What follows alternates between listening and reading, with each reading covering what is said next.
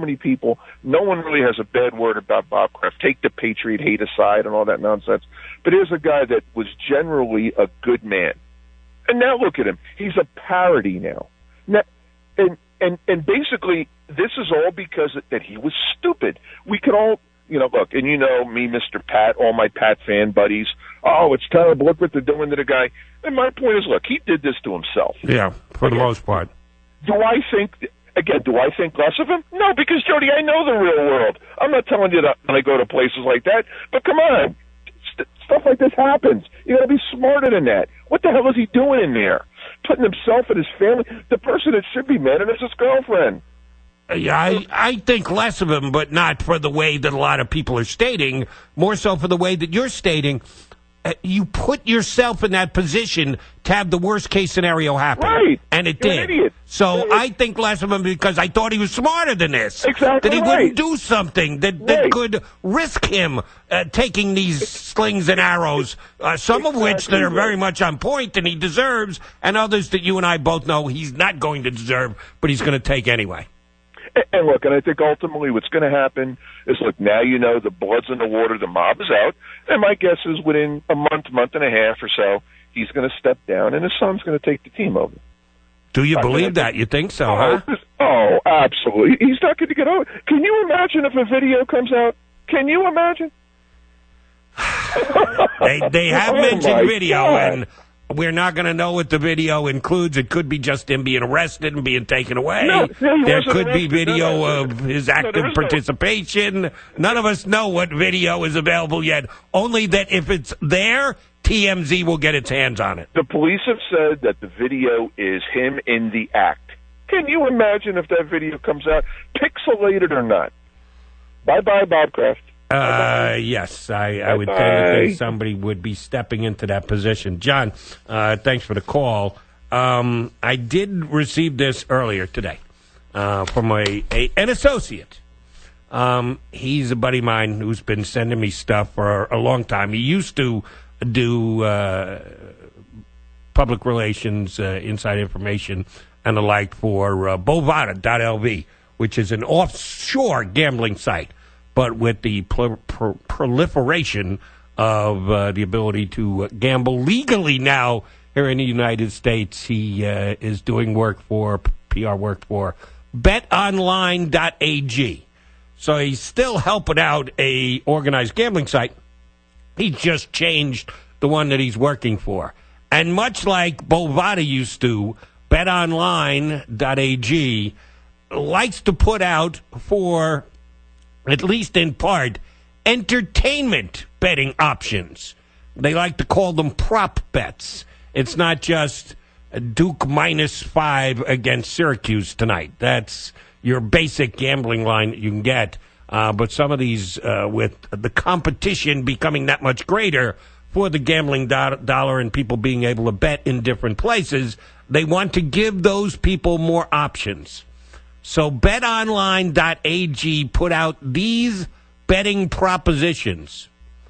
Bob Kraft's suspension results. That Bob Kraft will be both fined and suspended. 1 to 3. That he's going to have to face both. There's going to be a suspension and a fine. You got to put up $3 to win $1. He'll either be fined or suspended, meaning he won't get both. It'll be one or the other, 13 to 4. So you can get a little more than 2 to 1, almost 3 to 1 if you believe that somehow Bob Kraft is going to evade either a fine or a suspension. If he's only going to be fined, you can get 4 to 1. Or if you only think he's going to be suspended and there'll be no fine involved, you can get 7 to 1. The prohibitive favorite is both fine and suspension. Prop wager number 2 being offered. If suspended, how long will it be for Bob Kraft? 1 to 4 weeks, 2 to 1. 5 to 8 weeks, 5 to 4. So that's your favorite. And 9 to 17 weeks, more than a half a season, 7 to 5, which means he'd miss the entire year. Another offered wager, to be found guilty or plead guilty. Yes, -500. Means you got to put up 500 to win 100. No, if you take Bob Kraft at his word and said, I did nothing illegal, and they go through the process and either the charges are dropped or it goes all the way to court and he beats the charges, no, he will not be found guilty or plead guilty plus 300. So you only got to put up 100 to win 300 if you want to completely exonerate, in your mind, Robert Kraft. And Robert Kraft will still be the owner of the Patriots week 1, 2019. Yes, minus 2,000. No, plus 1,000. So if you think Patriot, he's not going to be the owner of the Patriots week 1, you can put up $100, win 1,000. Now, the suggestion, John from Jersey, diehard Patriot fan, but a fair one. He did certainly call Kraft on the carpet to an extent. He thinks that he will be stepping down as the ever-present owner of the Patriots. But instead, his son will be taking over the team. If that's the case, Robert Kraft's still the owner of the team. It's still going to be his team. He's just not going to be the guy out front. He's going to, on paper, pass the team onto his son. I think they're going to have to give some details with this particular wager. Because you can make the argument that if he passes it on to his son, he's no longer the owner. Well, no, I think what they mean by this is he will sell the team. Someone other than someone named Kraft will be owning the team at the end of the year. You knew this was going to happen. As soon as I saw the story, I said, oh, my God, this is going to break in so many different ways, including potential wagers you can make on the Kraft situation. Brian from South Carolina is up on CBS Sports Radio. Hey, Brian. Hey, Jody. How you doing, man? Good enough. Jody, I don't believe any of it. And I'm a Patriots hater. I'm a Steeler fan. But I don't believe in. They say they got video. Sure they do. And I've got Bigfoot chained up in my backyard. I mean, you got video of Bigfoot? Yeah, absolutely. What I'm saying is this. Number one, the cops automatically knew when they recognized who he was. So? You knew this was going to hit the papers. It's a bigger thing. Number two, until you see the video, you don't actually know what happened. It could look like two hobos knitting a sweater. I mean, I don't believe any of it. I've seen too much of this. As far as how you solicit a prostitute, the wording on that stuff's real tricky. I just don't. What's a billionaire doing at a strip mall, man? Same reason Bill Gates don't go to Walmart. Well, that if they have the video and they can prove that the video isn't doctored and they handled those that were involved in the sting operation, handled it correctly, he's going to get caught, pardon the pun again, with his pants down. I do agree 100%. I just don't. I just really don't believe it. I just don't. Well, stay tuned for details. As I said, because and this ties into, and the other situation is much more political. I got crushed yesterday on Twitter because I mentioned, in talking about Robert Kraft, the fact that he has a relationship with the President of the United States, that he and Mr. Trump are more than just associates, they're friends. And last week here on CBS Sports Radio, I forget who it was we had on. We had an NFL insider on, and we were talking about Kaepernick to the Patriots, which I just didn't believe. And because Kraft has this relationship with Trump, and the fact that Trump was so outspoken about standing during the national anthem, I just didn't see it happening, that the Patriots would be a team in play for Kaepernick. And someone shared the story with us, one of our NFL guests, that they became really good friends when Kraft's wife passed away. That Trump attended the funeral, and Trump checked in with him after the fact and was always talking to him and telling him what he had to do to keep his chin up, and was really supportive of Robert Kraft, which he appreciated because he had friends that he was closer with up until he lost his wife that weren't as outgoing in their support of him after the fact as Trump was. So it strengthened his friendship with Trump. I was just telling a story. Oh, my God, you're politicizing the issue. No, it's just telling a story. That's all I was doing. But, God, I get crucified by some people on Twitter. If they didn't understand, I apologize. Sorry, it was not a political stance or statement by any stretch of the imagination. I'll again tell a story, you make a comparison, not trying to be overly political, but readily acknowledging the other story is completely political, about the actor who had the fake attack that was completely staged, and they eventually got to the bottom of it and found out that he paid guys to attack him and then try and tie it to Donald Trump.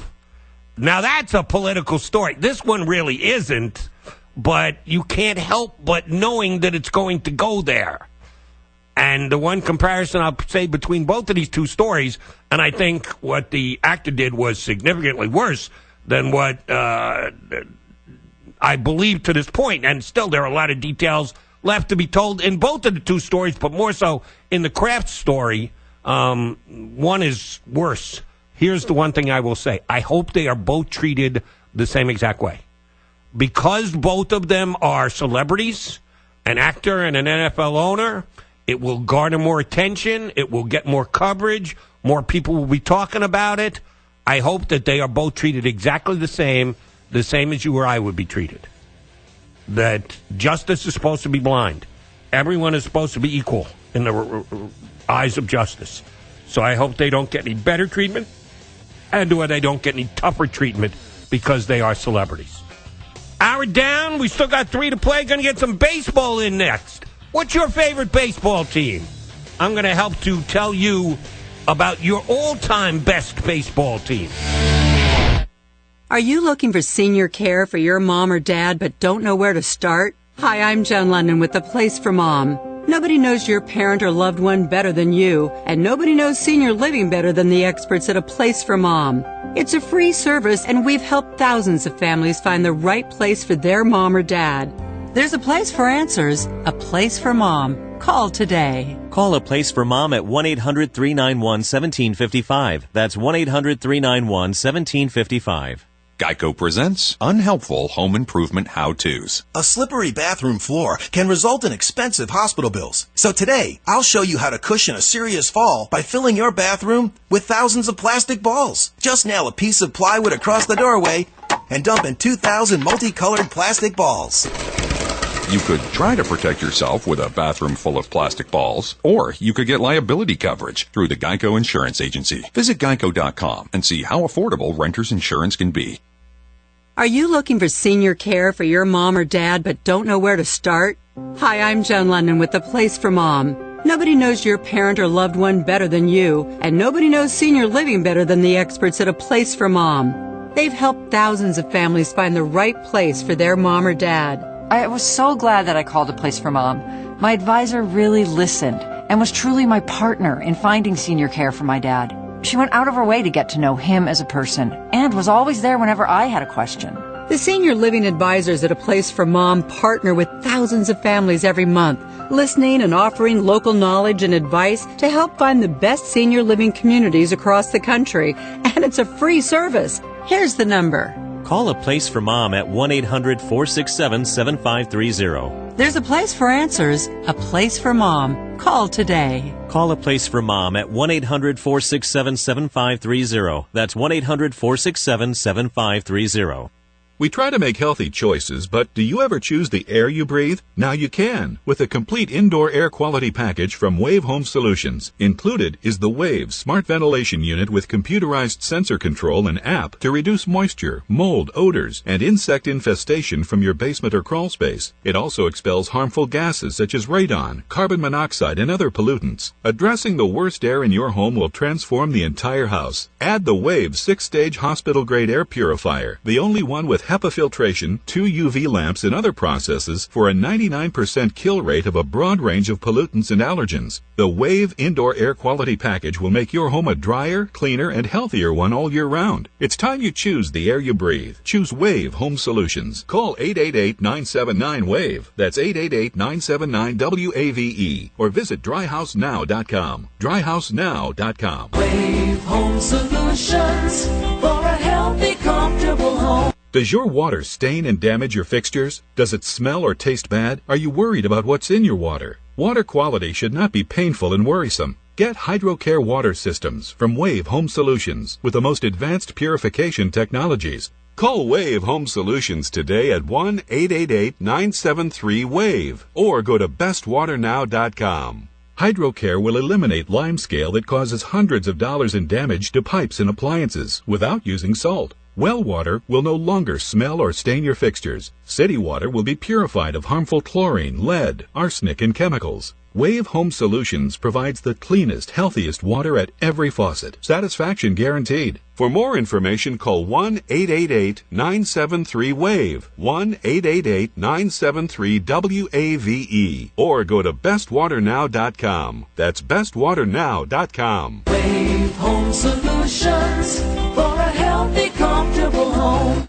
Individuals and businesses with tax problems, listen carefully. Do you feel like you're losing control of your finances? If you owe over $10,000 in back taxes or have unfiled tax returns, we can help you take back control. The IRS is the largest and most aggressive collection agency in the world, and they can seize your bank accounts, garnish your paycheck, close your business, and file criminal charges. Take control of your tax problem now by calling the experts at U.S. Tax Shield and take advantage of the Fresh Start program and new laws that may allow us to negotiate a settlement for the lowest amount possible. Our team of tax attorneys and enrolled agents can stop collections and get you protected so you can take control of your financial future. U.S. Tax Shield offers a price protection guaranteed quote to get you protected today. U.S. Tax Shield is A+ rated with the Better Business Bureau, so call now. 800-735-8360. That's 800-735-8360. U.S. Tax Shield. 800-735-8360.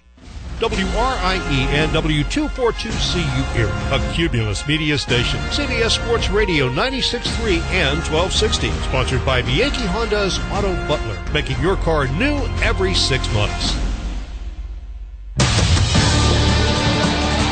CBS Sports Radio. Sports Flash. I'm John Fast. We begin with college basketball. 2.8 seconds left to go at the Carrier Dome. Syracuse leading top-ranked Duke 34-29. Meanwhile, at the break in Houston, it's number 9 Houston out in front of South Florida, 34-26. Meanwhile, earlier today was a battle of ranked teams in Baton Rouge, with number 13 LSU playing host to 5th-ranked Tennessee. He'll throw down the court. Williams picks it up, tosses, no good. Tigers win! Tigers win! They upset the number 5 Tennessee Volunteers. And here comes Rick Barnes. He looks like he wants a piece of Anthony Jordan. Orlando Poole going to wipe him away, move him out of the way as the Tigers celebrate inside the Maravich Center. Chris Blair from Learfield IMG College. Rick Barnes unhappy with a foul call on Grant Williams that led to the tie-breaking free throws with 0.6 of a second left as the Tigers knock off the Volunteers in overtime 82-80. Elsewhere, Kansas State buried Oklahoma State 85-46. Virginia Tech got 22 points and 14 boards from Kerry Blackshear and a 67-59 win at Notre Dame. Number 8 North Carolina cooled off 16th-ranked Florida State 77-59, snapping the Seminoles' 8-game winning streak. 3rd-ranked Virginia pulled away from number 18 Louisville 64-52. TCU surprised number 19 Iowa State 75-72. Maryland disposed of Ohio State 72-62. Kentucky beat up on Auburn 80-53. Purdue slipped past Nebraska 75-72, and Marquette had no trouble with Providence 76-58. Patriots owner Robert Kraft, the talk of the NFL after he was charged with 2 counts of soliciting another to commit prostitution yesterday. New England safety Devin McCourty telling NBC Sports Boston that due to his close relationship with Kraft, he's going to wait before making any judgment. For me, RKK has been a great person for me to lean on as far as the social justice stuff, a guy to talk to, always present in the locker room, always there to talk to guys. So I've had the opportunity to build that kind of relationship with him. I think what has transpired, you just have to kind of let it play out and see what happens. Elsewhere, the Bears have reportedly decided to cut ties with kicker Cody Parkey. To the NBA, where the Blazers had no trouble with a matinee in Philly. Behind Hood, Rodney tracks it down, though, finds Cantor, who lays it in and is fouled. Blazers avoid the turnover, and Cantor continues his solid second half. Ryan Wheeler on Blazers radio. Portland put 7 players in double figures. They cruised past the Sixers 130-115. Later tonight, the Thunder try to make it 13 wins in 15 games as they host the Kings, and the Rockets are in Oakland to take on the Warriors. I'm John Fass. Hey, what's happening? It's Brandon Tierney. Be sure to listen to CBS Sports Radio at home. Ask Alexa to play CBS Sports Radio. CBS Sports Radio. Erie's home for sports. CBS Sports Radio 96.3 and 1260.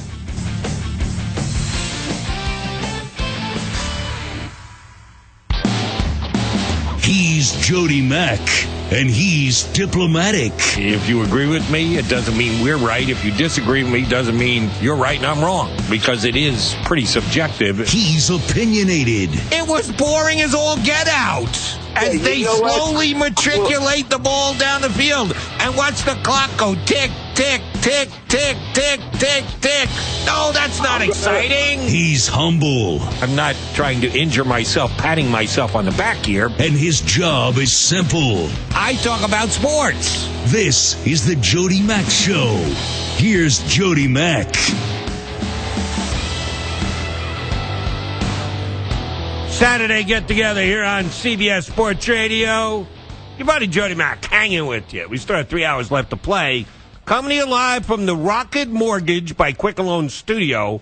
Rocket Mortgage is with you every step of the way to provide a seamless mortgage experience. Got the Duke-Syracuse game on in the monitor here in the studio. Syracuse with a 5-point lead at halftime. I had it on, but I was in the midst of doing the show here, so I got no volume on the studios. And it seemed like an awkward moment before the game started. I mentioned that ESPN, which had a game on previous that probably ran a little long and bumped up right against the 6 o'clock Eastern start time for Duke-Syracuse. They jumped in during a timeout just for a live shot to show Zion Williamson coming out of the tunnel in civvies, in street clothes, knowing that he wasn't going to be playing tonight, but just to jump onto the bench and support his Duke teammates, even though he's out of the lineup with the strained knee. Shortly thereafter, Jim Boeheim came out for the Syracuse team. And I didn't get the volume. I didn't hear what the announcers stated, and I couldn't hear the crowd reaction, but I saw a couple Syracuse fans standing up and giving Jim a standing ovation. I get that, but I don't, if you know what I mean.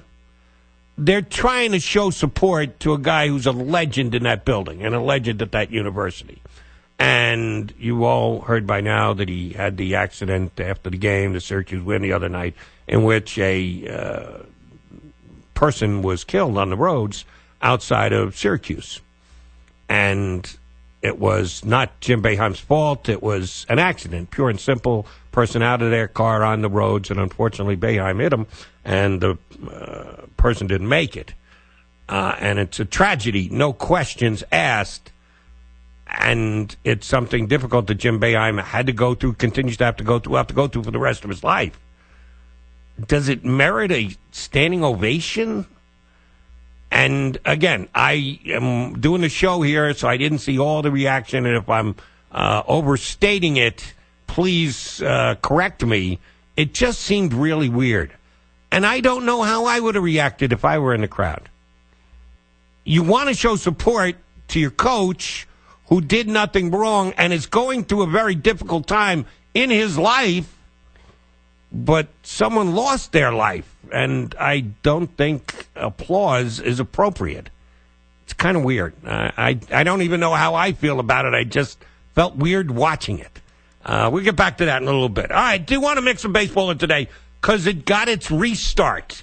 We actually had games being played all throughout Florida and Arizona today. Spring has sprung in Major League Baseball camps. So I want to do a baseball spot today.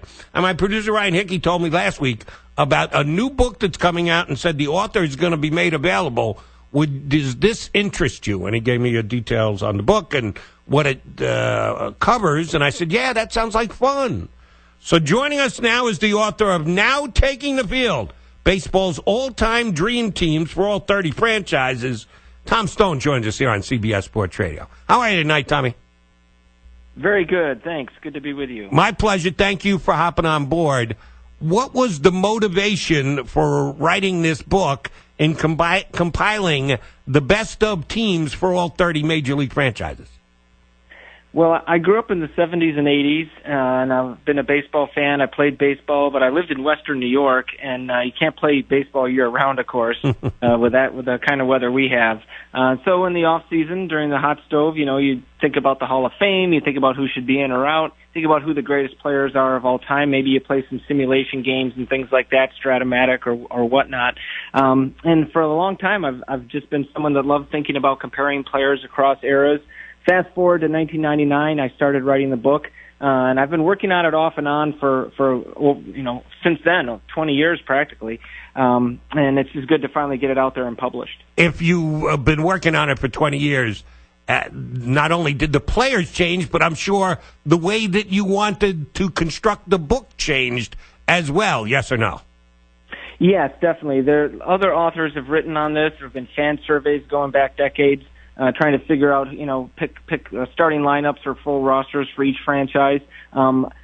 Writing in the era that I'm writing in, I have the advantage of what are called sabermetrics, the more advanced baseball statistics that we have today. And so I wanted to take advantage of that, at least as a starting point. So that's what I did. I started with wins above replacement, what's called WAR, and which is a really great stat to help you compare players across eras and sort of get at their total value contributed. I didn't want to just provide WAR, though, so I started there, but I looked at traditional stats. I looked at how many times were they an all-star, Gold Gloves that they won, things like that, and also how do they do in the postseason, because that's important in evaluating players as well. Well, let me ask you a WAR question. I don't want to get too far afoot of the book and talk about some of the lists that you have compiled here, but I like WAR, but I think it's somewhat questionable in certain areas, and the power that it's gotten within the game, I think, is a little overstated.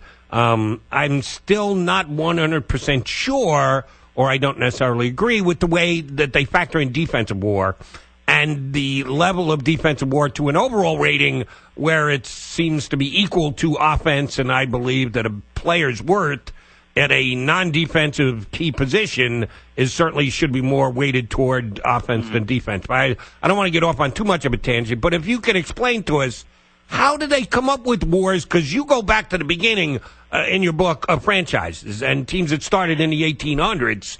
How did they go back and track WAR for a player who played then when no one alive is left to say, well, I actually saw this person play defense? You can check the offensive stats. That's easy enough. But how do you figure out how good a defender they were if nobody saw them and they weren't documenting it back then like we are today?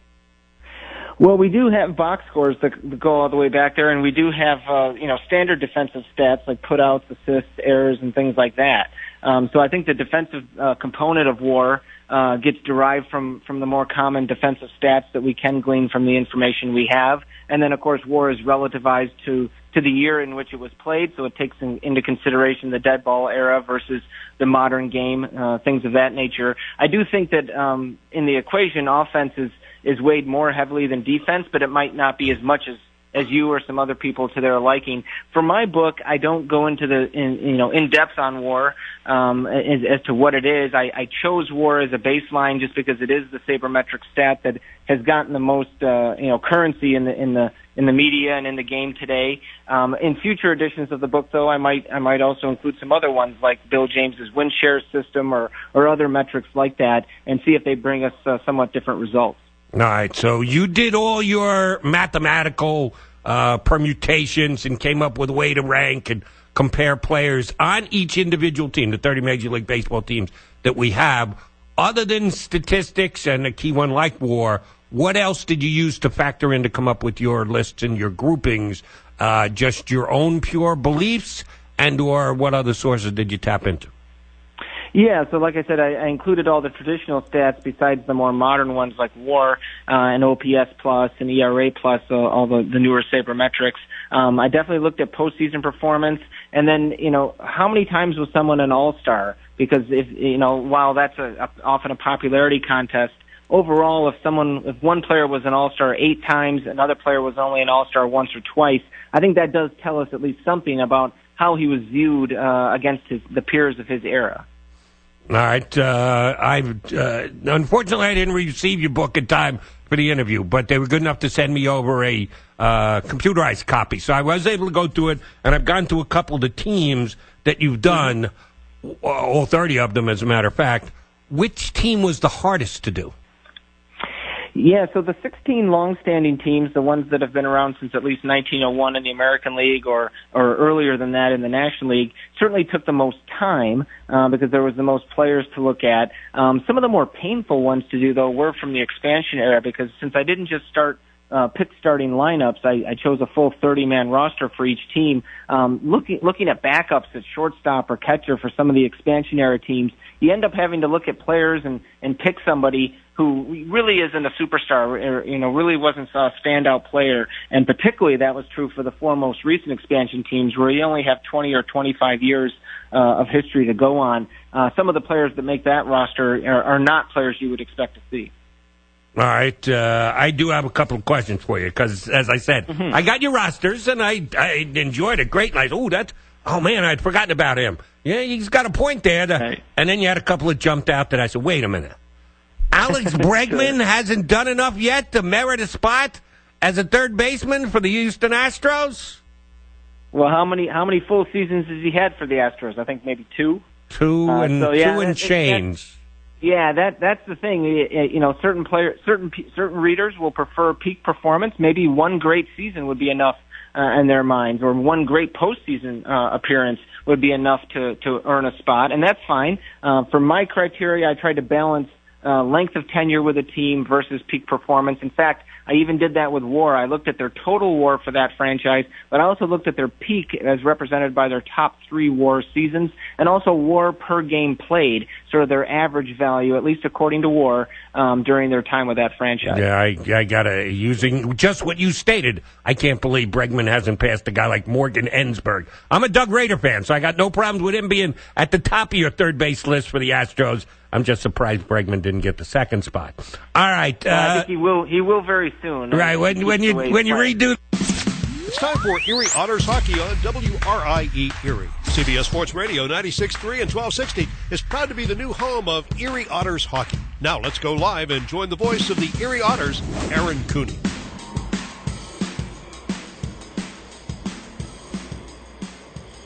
Otters in Guelph with the season winding down and 12 games left on the regular season for the Erie Otters.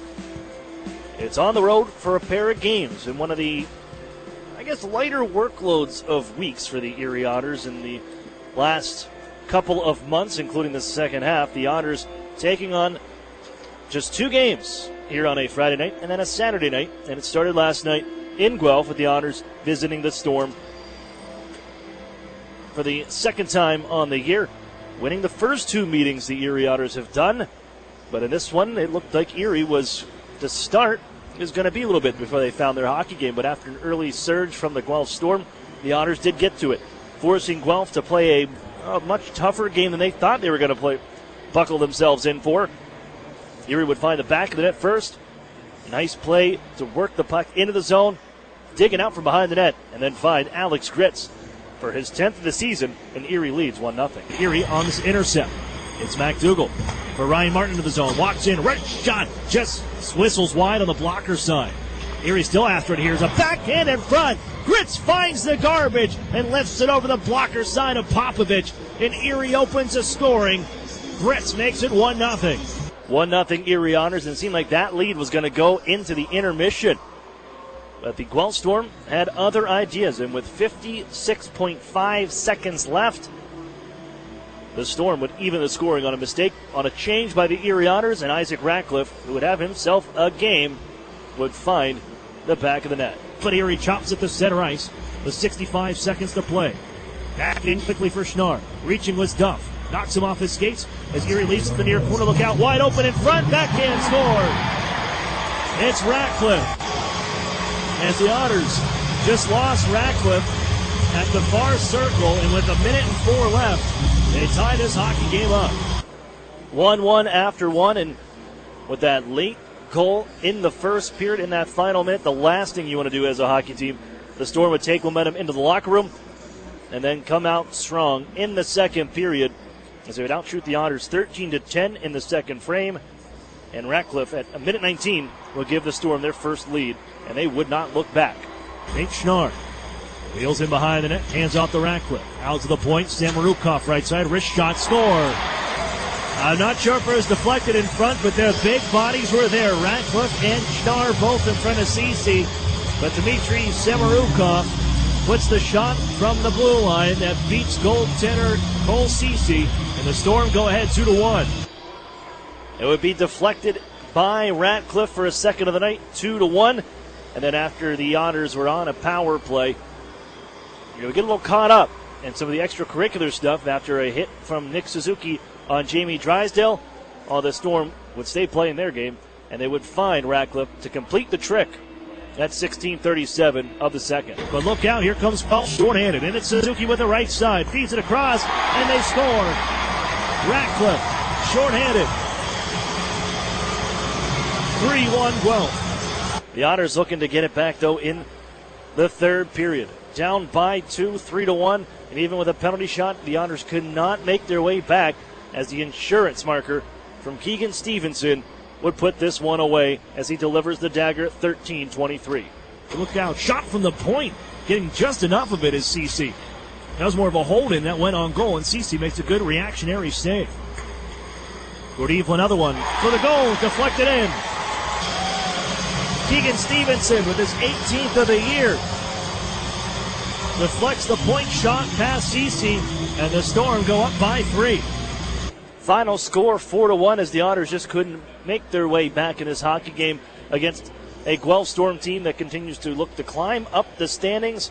Erie just didn't have enough to keep up with the players on that squad. But here tonight, the Otters have got to find a way to pick up points against the Owen Sound attack. Just behind Erie in the Midwestern Division standings, but a chance for the Guelph Storm to clinch a playoff spot. So lots on the line here this evening as the Otters and the attack meet tonight at the J.D. MacArthur Arena. Hello, everybody. I'm Aaron Cooney. Welcome you into the Erie Federal Credit Union pregame show. Otters and attack here tonight for the final time on the season. The Otters looking to avoid losing the season series. They can salvage it in a tie with a victory here tonight. 3 wins aside after the Otters won the first, or rather 2 games back at the Erie Insurance Arena last month. Erie hasn't won in this building in almost 2 years.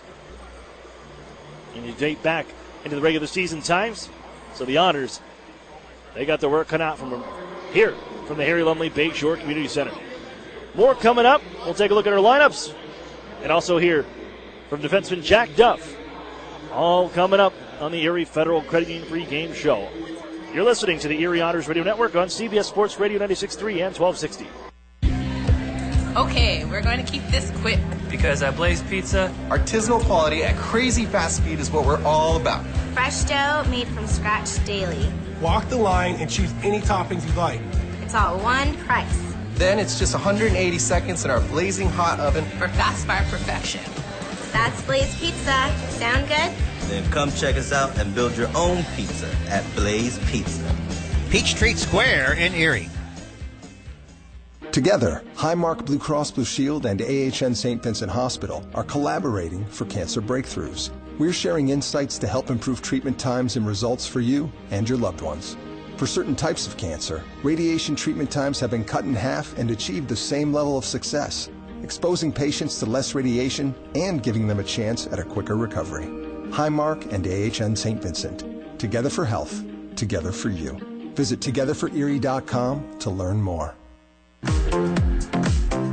The 2018 Mitsubishi Mirage and G4 sedan, your choice now, only $99.88 at $149 a month. Did you know that it only takes less than $3 in gas to get from Erie to Meadville, or vice versa in a Mitsubishi Mirage and Mitsubishi G4 sedan? Both vehicles get over 40 miles per gallon highway and come with standard features such as rear view camera, a 7-inch touchscreen, and Bluetooth, along with Mitsubishi's 10-year, 100,000-mile warranty. Yes, that's right. You can choose either vehicle for only $99.88 at $149 a month. Come see the exciting lineup, including the all-new Eclipse Cross, only at Interstate Mitsubishi, 1/2 mile south of the Mill Creek Mall on Route 99. Discount on both vehicles includes $500 dealer APR cash, which requires financing through dealer indirect lending service. Payments are free to 84 months of 4.9% with Tier S approval. Price is prior to tax, title, and license. Discount may not be combined with any other offers. The new home of the Erie Otters, WRIE Erie, CBS Sports Radio 96.3 and 1260. Welcome back here inside the J.D. MacArthur Arena. I'm Aaron Cooney. Otters and Attack for the final time this season. The Midwest Division rivals meet up here from Owen Sound. Erie has won 2 out of the previous 5, including the last 2 hockey games. Both were at the Erie Insurance Arena. The Owen Sound Attack, they have dominated the last couple of years here in this building, as the Otters have not won in Owen Sound since December 4th, 2016. A 6-1 victory on a Sunday afternoon. Let's take a look at today's lineups and matchup. It's the Marsh & Marsh Real Estate Services lineup. The Otters going with Cole Ceci once more. 5-11-2-0, a 4.48 goals against average and an .866 save percentage for Cole Ceci. Last night, the Otters, a couple times were just some mistakes that Guelph was able to capitalize on, but CC stopped 27 of 31 on the night. As the Otters will take a look at their lineup and scratch tonight. Elias Cohen, number 13. Number 14, Hayden Fowler, is still out with the fractured clavicle. He has missed 37 games. Also scratch number 49, Luke Beamish, out of the lineup again for the Erie Otters. He has missed 32 games with an upper body injury. Scratch number 74, Noah Sador. And also number 25, Marcus Gillard. As that brings us to our UPMC injury report. Hayden Fowler still out with the clavicle fracture. I guess week to week would probably be the best way to put it, as they're waiting until he's a complete 100% ready to go and back into action. He's skating and practicing with the team, all with a non-contact jersey, but not permitted to play just yet. Luke Beamish also out with an upper body injury. He has missed this week game 33. Cohen, Sador are both down with their respective teams.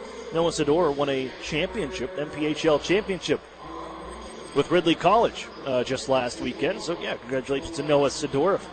Future with the Erie Otters, a 16-year-old left winger, 8th round pick in the 2018 OHL priority selection.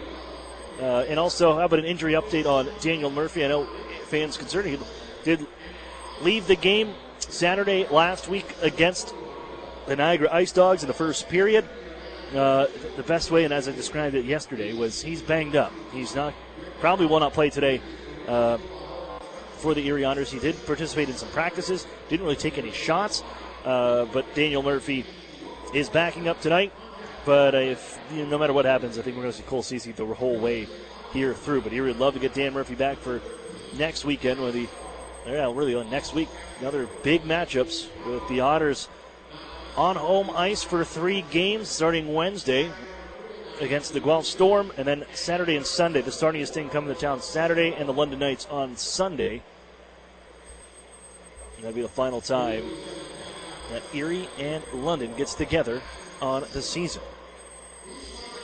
Across the ice, the Owen Sound Attack will go with Mac Guzda.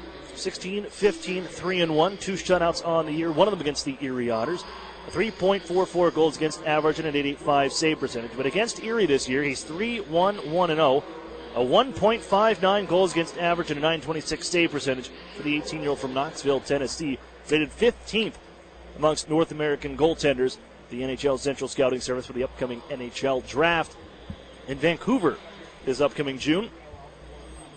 Scratches for the Owen Sound Attack. You're going to scratch number 24, Maxim Suchko, the Philadelphia Flyers' 4th-round pick in 2017. 15 goals on the year. Not in the lineup here tonight, the 20-year-old. And they will have one more scratch. I did not hear it as we were doing, they made the announcements over the loudspeaker, but I could not see. They had an extra skater take the warm-up earlier. Didn't hear who the extra scratch is, but we will get that to you as soon as I can. As lots on the line here tonight. The Owen Sound Attack can clinch a playoff spot with a win this evening. 59 points. They sit 4th in Midwest Division. They were just passed up by the Kitchener Rangers and can bounce back into the 5th spot in the Western Conference with points. The Kitchener Rangers with 60.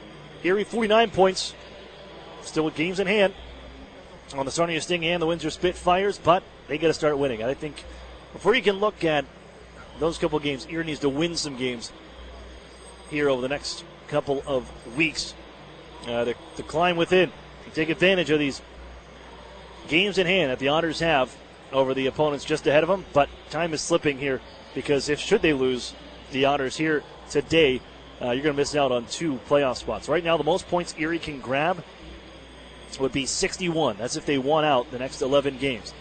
And that's going to dip. So if you drop this hockey game, you will not be able to catch the Owen Sound attack because that will put them ahead over the 60-point plateau. Same for the Kitchener Rangers. That'll be it. You can chase the 7 in the 8th seed. So this is a major hockey game for the Erie Otters here tonight. And with that, talking about pressure and talking about leadership and talking about getting set for the Owen Sound attack, I caught up with Jack Duff before the hockey game. We'll chat with him next. You're listening to the Erie Otters Radio Network on CBS Sports Radio 96.3 and 1260. Jerry just gradually got worse and worse. Our doctor said the only thing that could save you is a live donor. Karen's husband Jerry had end-stage liver disease and needed a transplant. Our oldest daughter said, Dad, I'm a match, let's do this. UPMC is the only hospital in the region that does living donor liver transplants. UPMC saved all of our lives. My girls still have their dad. I still have my sweetheart. I didn't choose to have my liver fail. I did choose UPMC. Every time you enter the doors at New Motors, you're guaranteed to find the most experienced team in town. They understand the value of teamwork, provide great customer service, fight to get you the best price, and at the end of the day, outstanding customer service is our goal. Only at New Motors. When you visit, remember, tell them Larry sent you. Over the years, technology has greatly improved the productivity of the business office. From faxes and copiers to multifunction printers, now we just don't know how to get things done without them. And that means you need a reliable printer copier and a dependable service plan. That's why you should trust Cooper Business Machines. They are Erie's only authorized dealer for sharp document systems. And most importantly, they'll maintain your machine so that it continues to, well, work. Just like your car, it needs regular maintenance and parts need to be replaced regularly. If your copier isn't properly maintained or you're not getting toner in a timely fashion, then you've been reminded of what it's like to work in the dark ages. Don't wait any longer. Your business requires dependability. Shouldn't you expect the same? Cooper Business Machines, Erie's only authorized sharp dealer and service provider. Helping you get back to business since 1980. Online at cooperbusinessmachines.com or call 456-7585. The new home of the Erie Otters, WRIE Erie, CBS Sports Radio 96.3 and 1260. Welcome back inside the Erie Federal Credit Union pregame show. Aaron Cooney here, joined this time by Erie Otters veteran defenseman Jack Duff. And Jack, I want to ask you about this team over the last couple of weeks because first I want to stop back to Sunday. I know the team, you lost to London 8-5, but really showed some fight in that third period, and also dropping the gloves and standing up for yourselves.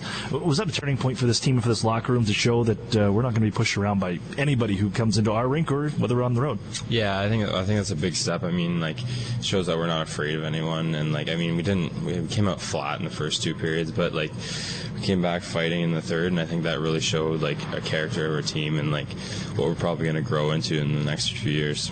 And I know it's still kind of a young team, and you've taken over as a leader, wearing an A, given an alternate captain kind of stance for this group. How have you seen your leadership qualities evolve, especially with Kyle Maximich traded and you and Ryan Martin and Garrett Podubny kind of running the show? Well, I think I had to step up big time. I mean, a lot of these guys need someone to follow, and I think it's bettered my leadership skills. Just like I have to be a leader out there, talk to everyone, get everyone going, and then that's what I have to do. On the back end, this team added Jacob Golden, a guy that kind of adds a little more speed and puck carrying to this group. How has he kind of fit in? I haven't had a chance to kind of ask you about some of these deadline acquisitions that have made their way in, but a man on the blue line to join in with you guys, how has he kind of served the Erie Otters so far? I think, it's been great having him here. He's definitely helped us out a lot. He's a pretty offensive guy, but no, he's a great guy, and I think he's fit in perfectly with our decor. Last night, the team in Guelph, 4-1 loss, but it seemed like you guys found that game that may have been missing in the first couple of periods, whether it was a Saturday against Niagara and then the first 2 periods against the London Knights. But how did you think your team rebounded last night, despite the loss, but in terms of the consistent hockey that the coaching staff wants to see? I think we showed that we were ready to play, and we showed up to the game, and just have to do that again tonight and just hopefully come out strong and show them who we are. This rink has been difficult for the Otters here the last 2 seasons. Haven't won a game in here since December of 2016. What is it about this building here the last couple of years, and especially last season in your first year, that makes it difficult for visitors to come into and to play in? I think it's just a lot smaller, and they have a lot of set plays with how bouncy the boards are, and they keep us on our heels the whole time, and they just play a quick game and keeps us on ours, and we just gotta defend pretty well and move the puck up quick and hopefully keep it in their zone. What's it take against the attack? I know they still have some guys left over. They traded away Suzuki and some of the names that you saw last night with the Galt Storm, but still pretty formidable with when you look at Aiden Dudas and Maxim Sushko and those guys. How do you slow this offense down? I think we just got to keep doing what we're doing, just keep playing hard, and just finish our checks and just skate hard, and I think we'll be okay. All right, thanks, Jack. Have fun here tonight against the Owen Sound Attack. All right, thank you. That's Jack Duff of the Erie Otters. Face Off is next. You're listening to the Erie Otters Radio Network on CBS Sports Radio 96.3 and 1260. Together, Highmark Blue Cross Blue Shield and AHN St. Vincent Hospital connect care managers and personal doctors to simplify your care and give you peace of mind. We're teaming up to make sure members with complex health conditions like diabetes and heart disease have a dedicated care manager working with their doctors to make sure they get the right care in the right place at the right time. Highmark and AHN St. Vincent, together for health, together for you. Visit togetherforerie.com to learn more. When you have a great name you can trust, you know where you can get a great used car with guaranteed credit approval. Erie Auto Credit, the home of guaranteed credit approval 100% of the time. Stop in today or go to erieautocredit.com. Sadly, crime can strike anyone at any time. The good news is the Crime Victim Center of Erie County has been here for 45 years helping all victims of crime, be it rape, theft, assault, vandalism, burglary, or abuse. Report any crime to the police within 72 hours to secure your rights to victims' compensation and restitution. Call the Crime Victim Center of Erie County at 454-9414. They'll assist you in filing a claim, and if you need counseling, contact them 24 hours a day, 7 days a week. You're not alone. The Crime Victim Center of Erie County can help. Paid for with Pennsylvania taxpayer dollars. At ServPro of West Erie County, no job is too big and no question is too small. So when fire or water damage strikes your home or business, call on ServPro of West Erie County at 814-806-1987. That's where you'll find a team of specialists that's faster to any size disaster. So when the things that matter most are on the line, call ServPro of West Erie County, 814-806-1987 to help make fire and water damage like it never even happened. Franchises are independently owned and operated. When you need a loan and you don't know where to get it, you gotta call Erie Auto Credit, Erie Auto Credit, and ErieAutoCredit.com. The new home of the Erie Otters, WRIE Erie, CBS Sports Radio 96.3 and 1260.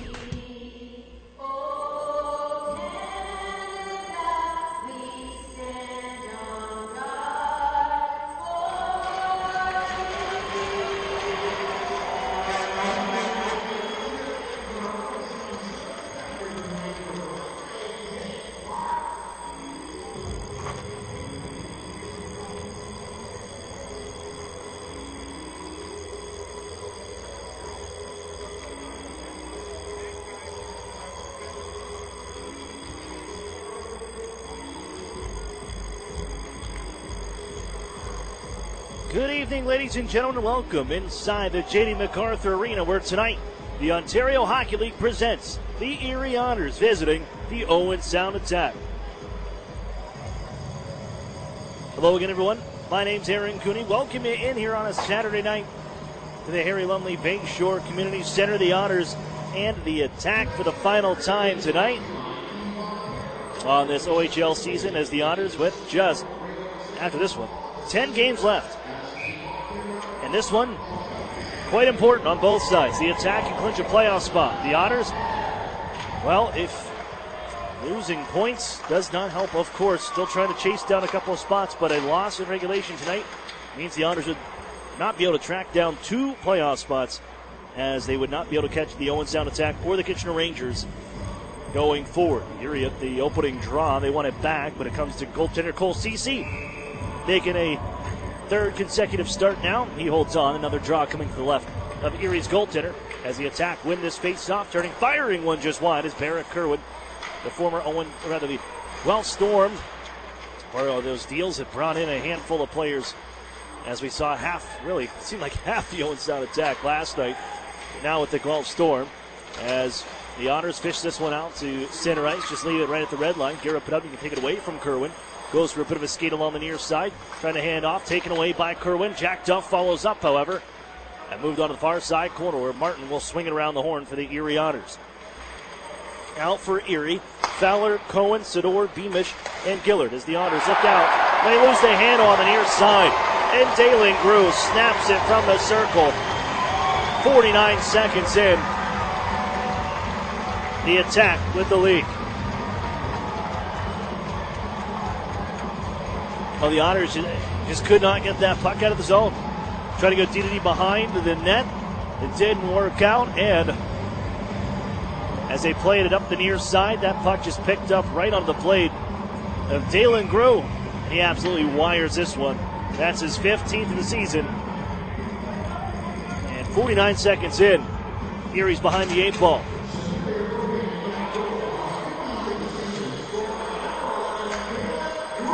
And here comes Aiden Dudas the other way once more. Erie trailing 1-0. You've heard from Jack Duff about how difficult it is to play in this building as the Attack have it at the point. Here's Brady Lyle's shot. That one off the mark. Held at the point by Carter Robertson. Aiden Dudas, and then on the left side for McMaster. Back in front, Dudas cruises through the Otters defensive core until Peter Chaika can pick it up along the near wall. And Erie out the center ice. It's Chaika with a man to his left and his right. Gives right off his stick. Singer couldn't reel it in, and Robertson goes the other way on this short ice surface. Down left wing side. Watched by Drysdale. Bumps him back behind the net, closes him off, but Robertson gets it right back now. Has it from the near circle in the Otters' end. They find an open Dalen Grew back after him in the near side circle. Right where he scored the opening goal here, 49 seconds in. But Erie can take it away. Here's Peter Chaika. Out to center ice, Erie changing behind the play.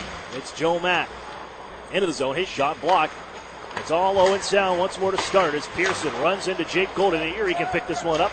Joe Mack with a drop pass to Emmett Sproul in his own wrist shot, blocked again. And taking this puck is Adam McMaster. It was acquired by these Owen Sound Attack near the deadline with a swap with the North Bay Battalion for their first round pick 2 years ago. And Mitchell Russell. McMaster back to it. 13th overall pick by the North Bay Battalion in 2016. Turned over, Mack's shot, and it's gobbled up by Guzda. He makes his first stop of the day. Matt Guzda, 16, 15, 3-1, 2 shutouts on the season, a 3.44 goals against average and an 85 save percentage. Making his 6th start against the Erie Otters this season. He's 3-1, 1-0 with a shutout, 1.59 goals against average and a 926 save percentage in the previous 5 games against Erie. He had 2 great back-to-back outings in this building earlier in the year. And the usual back-to-back Saturday night, Sunday afternoon tilts, where it took the Otters into the late third period stages before they found the back of the net on goals from Peter Chaika. Erie still crashing around the blue paint here. This one bounced around, Grits fishing after it. Zellen fighting as well, but it's finally calmed down here by the Attack, and the whistle sounds as a penalty's up, and Andrew Parrott took it. Parrott acquired from the Owen Sound Attack by the London Ice. who scored his first OHL goal against the Erie Otters last season as a member of the London Knights. But he takes this one, and Erie's going to go to the power play first time tonight. Special teams we go for the first time between the two squads. And Erie wins his draw back to Drysdale. On a cross, looking for Golod.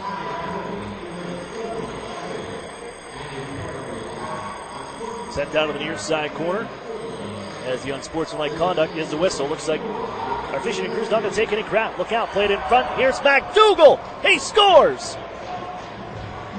Erie sends it to the right circle. And Matthew McDougall rips it home. Power play goal for Erie. And we're tied at 1. And some extracurricular on top of that is Garrett Podubny got mixed up with Trenton Bork on the near circle after that pass got through. Nonetheless, Erie has tied this hockey game 1-1 as Matthew McDougall with another power play goal for the Erie Otters. He's got 2 power play goals in the last 3 hockey games.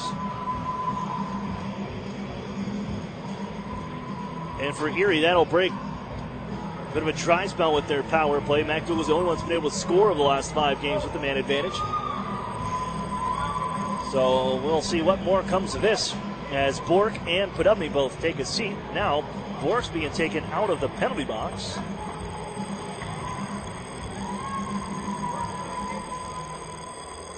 They each have 2 minutes on the clock right now. And what else do we have here? Gives us an opportunity to let you know that our officiating crew is brought to you by Visual Options. Darcy Burchell, Jesse Wilmot are 2 referees. Kevin Hastings and Mike Johnstone are linesmen. And heading to the locker room here is Trenton Bork. Overage defenseman. 6th round pick of the St. Louis Blues in 2017. We'll wait and hear what the announcement is, but the Otters are on the board or even at 1.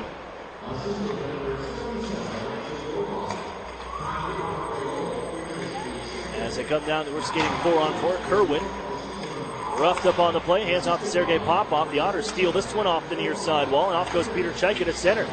His pass a bit ahead of Daniel Singer on the play as Robertson shuffles it back behind his own goal. Brady Lyle will pick it up. Another former first-round pick in the North Bay Battalion. Him back in 2015. Got it into the Erie zone just across the line and taken by the Otters. And here comes Daniel Singer ahead. Left wing side. Bounces it off the body of Kerwin into the zone. Kerwin can find it after the settle by Lyle as he gives off the 33 in red. Brady Lyle. And he march forward, finds Popov. Then once more, into the zone is Kerwin. Runs into 3, white shirts, knocked over by Duff. Down he goes. The crowd don't like that shot, but looked pretty clean as he ran right into a pileup of 3 Erie Otters. Here's Henry out ahead after the pass from Duff. He'll rattle it into the zone. Hits off a stanchion. Nearly popped out in front. It's on the side of the cage now. And Nolan Seed's going to move it ahead. Left wing side. Here comes Aiden Dudas. Dudas forced back to his own end. 40 seconds left. 4-on-4. There's Garrett Podubny serving this coincidental minors for roughing and then a little extra for Trenton Bork. I couldn't hear from the PA announcement from Fred Wallace, our good friend. We'll get that as soon as I can to you. As Dudas lugs this one ahead to center ice. Jams on the brakes just across the blue line. Hands off left side. Adam McMaster with it now. Down low to the near side boards. Nolan Seed, the defenseman, their first round pick this past year, gives off to McMaster. Tries to bring it out to the front. That's taken away by Chad Yetman. And off Chad Yetman goes to center ice. Hands off to Jamie Drysdale. Speeds into his own left side. Drops it off for Yetman. Didn't know that was coming, so he picked up on the back end. Nice little move. Finds the late man walking in. It's Golden. Scores! Stay golden, pony boy. Jake Golden with his first as an Erie Otter, and Erie's ahead 2-1. Well, you heard from Jack Duff during the pregame show that Jake Golden a little more offensive. Well, he shows that flair there. Jumps into the play with the Otters rushing into the zone, and Chad Yetman finds him coming right in, beeline from the bench on a change. And he rips this one past Guzda and the Otters are ahead 2-1. Goal comes at 5:11. Drysdale and Yetman will pick up the assists. But the Otters, maybe not the start they wanted to begin the hockey game, giving up a goal 49 seconds in. But man, have they answered a pair of their own. And Jake Golden, with his first as an Otter, gives Erie the lead. Offside Erie coming in the zone on the far boards.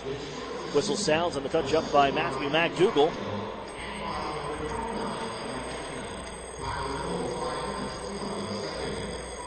The Otters got to be happy with the start of this one.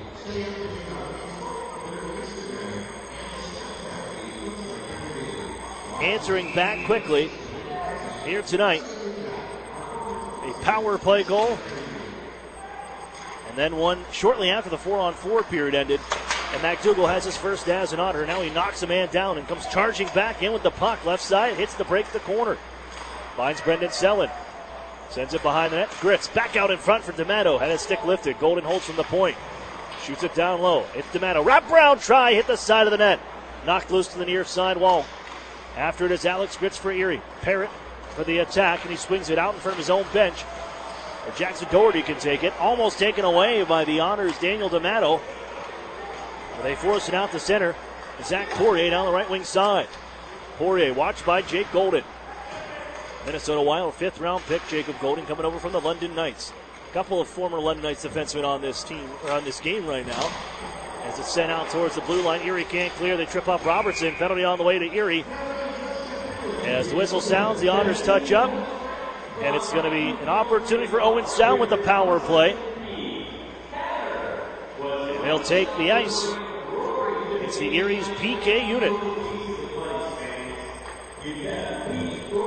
which has been great for the Otters here in the month of February. Killing 23 of 26, including 5 for 5 against the Guelph Storm's 4th-ranked power play in the OHL last night. Erie is working at 88.5% this month, and they win this draw and rattle it down the ice. Moved by Seed. Grab left side by Popoff. Carries to center ice. That's picked off. He's trying to dish it off to Aiden Dudas, and Garrett Pedumny comes the other way. Snaps one towards the goal. Glove save made by Guzza, and he'll play it. And rambling ahead goes Dudas. Feeds right across the zone into Erie ice. It's Kerwin. He takes a shot from Jack Duff, who's really throwing his weight around, but Erie can't clear the puck. On left side for Brady Lyle. Behind the net, Kerwin. Got Dudas at the point, hands that way. Center point area, it's Seed. To Lyle on the left circle. Dudas, open right circle, scores!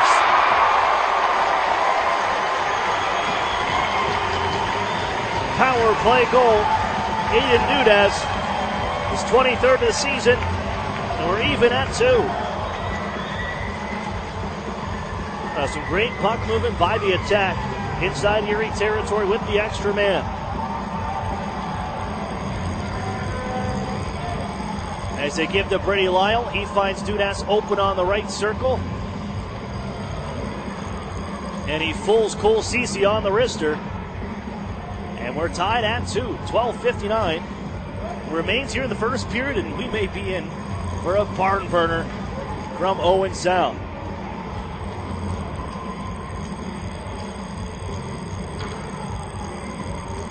Face off back to center ice. And in we go. Back where we started again. Tied at 2. We trade leads and sit even once more. Ramped ahead off the stick of McMaster into the Erie zone. Drysdale after it. Dudas in front of him. Erie plays it to the point. Couldn't receive that pass. It was a fire one from the blue line. Holding in was Mark Woolley from the Guelph Storm. And the Otters look for it out of the near circle. Found by Henry. His pass for goal line onto the Frisch. But Erie can muscle down Robertson, and Chaika carries the other way. Drop pass for Daniel Singer. Knuckles one towards the net. Glove down by Dalen Grew, and off they come with Aiden Dudas. Looks to split the D. Works his way right. Poke check nicely by Henry, but found by McMaster as he shoots from the circles, and a good save by Cece. Good hand-eye from McMaster to settle that puck down and steal it as the Otters tried to clear. They hold it at the point. Woolley, right side, Carter Robertson. Wrist shot coming. Save made. Rebound. Quickly gobbled up by Cole Cece. That sat right in front of him. As these teams, well, both shooting 50% right now. Shots 4-4, and we're even at 2. much different team the Owen Sound Attack when on home ice. I mean, you look at whether it's shot differential or goal differential, everything's up on home ice. Plus 22 goal differential when at the J.D. McGarth Arena. Away, they're minus 51. On the road, just 7-18-3-0 the record for the Owen Sound Attack. On home ice, 27-0-2. Played out the far boards by the Otters. They clear to center, and Brady Lyle settles it from center ice. The top shooting teams in the league. Pop-off, nice move around Kishnick, winds up, slap shot, stick save made, rebound in front, kicked out by Cece as he robs a man in front. Lyle will send it on to the near side wall. Owen Sound, it's push and push back. And this time it's the attack after it. Cade Robinson, the former Otter, on the near boards. He battles away. Brady Lyle keeps in and shoots it back down deep. Jake Golden to find it for Erie out of the far corner. Shovels it back down low. Joe Mack moves it there. Nobody home. And the attacker going to pick it up as pop-off. Sends it to Brady Lyle. Head fake. Walks down right wall with a shot. Now stop. The door opened up down on the far boards, but we keep on playing. Chip back down to the near side. It was in the Erie zone, too. That puck was live in the Otters' end, and the door was just wide open. There's Dudas. He runs into Kishnick. Still inside Erie territory here in a 2-2 hockey game. Kishnick's going to plant Dudas on the near side wall, and off goes Erie to center ice as Sproul. Shovels it right off of Hoffman, and Hoffman has to turn around and fired off the end boards as Gritz cannot keep it onside. That one, how about that bounce? Hoffman shoots it in, hits off the end boards, comes all the way back out to neutral ice before Gritz could get there in time to keep it in the zone. 2-2, 10:35 to go here in the first period.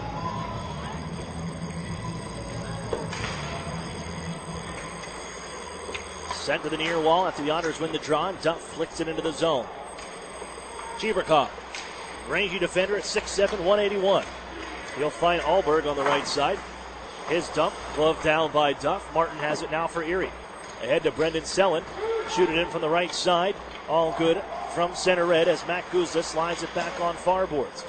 Dish back down deeper by Brendan Sellen. Gritz, he's going to tie up Andrew Parrott. And Erie can hold in from the point with Ryan Martin. Here's D'Amato, high along the blue line. Wheels on left side now. Charges towards the circles. Gives out in front. It comes to Martin. Gets a shot away. Stick save made. Rebound in front. Cleared towards the slot now. Is still with it as Ryan Martin. He turns. Can't get a shot away. Loose once more. And then Griffin Wilson shrugs it to center ice. Alberg will do the rest. Angles it off the near corner boards and down where it's slowed by Cole Cece. Erie once more takes possession. Ahead for Chad Yetman. Chip and chase. It's Podubny on after it. Mark Woolley to get there first. Puts it off the skate of Chad Yetman. Loose in the far corner. Yetman finds it. He'll spike it behind the net for Matthew McDougall. Power play goal here tonight. Flips it to Henry at the point. That's picked off by Pearson. Nice step up by Henry as he pokes the puck away from Pearson. Ends up down along the ice, and McDougall will take over for Erie. But look out, that one off the stick with some steam out of play. Trying to complete a pass to Chad Yetman inside his own end. Goes off the stick of one of the attack. And with 9:12 remaining, we sit tied at 2. 9:12 to go. First period. Otters in attack. Final time this season.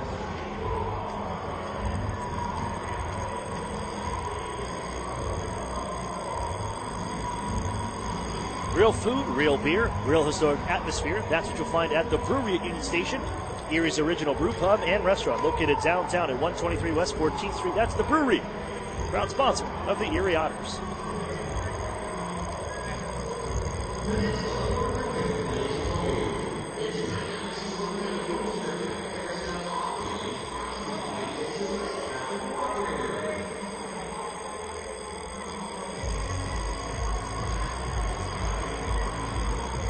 Erie looking to double up their win total on the road from last season. They've got 11 road wins this year. They won all of 6 games on the road last year, and they really need this one here tonight.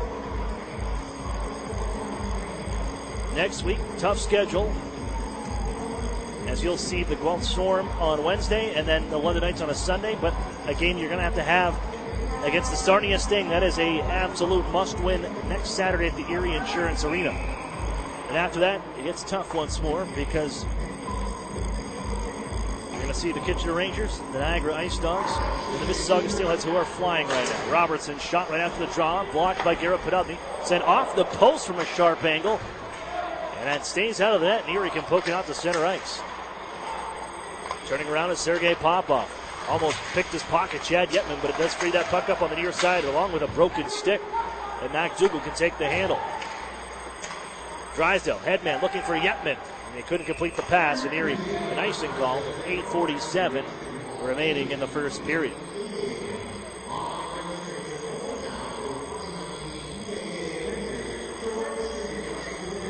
Change on the bench here for the Owen Sound attack. Right after the trade deadline, as they removed Todd Gill, he left after the trade deadline. Everything reported seemed like just going different ways with GM Dale DeGray. And then stepping in as the head coach was their associate, Alan Letang, who takes over the bench now. But this young group of Owen Sound attack, as Erie can punch this one to center ice. Yetman with the puck.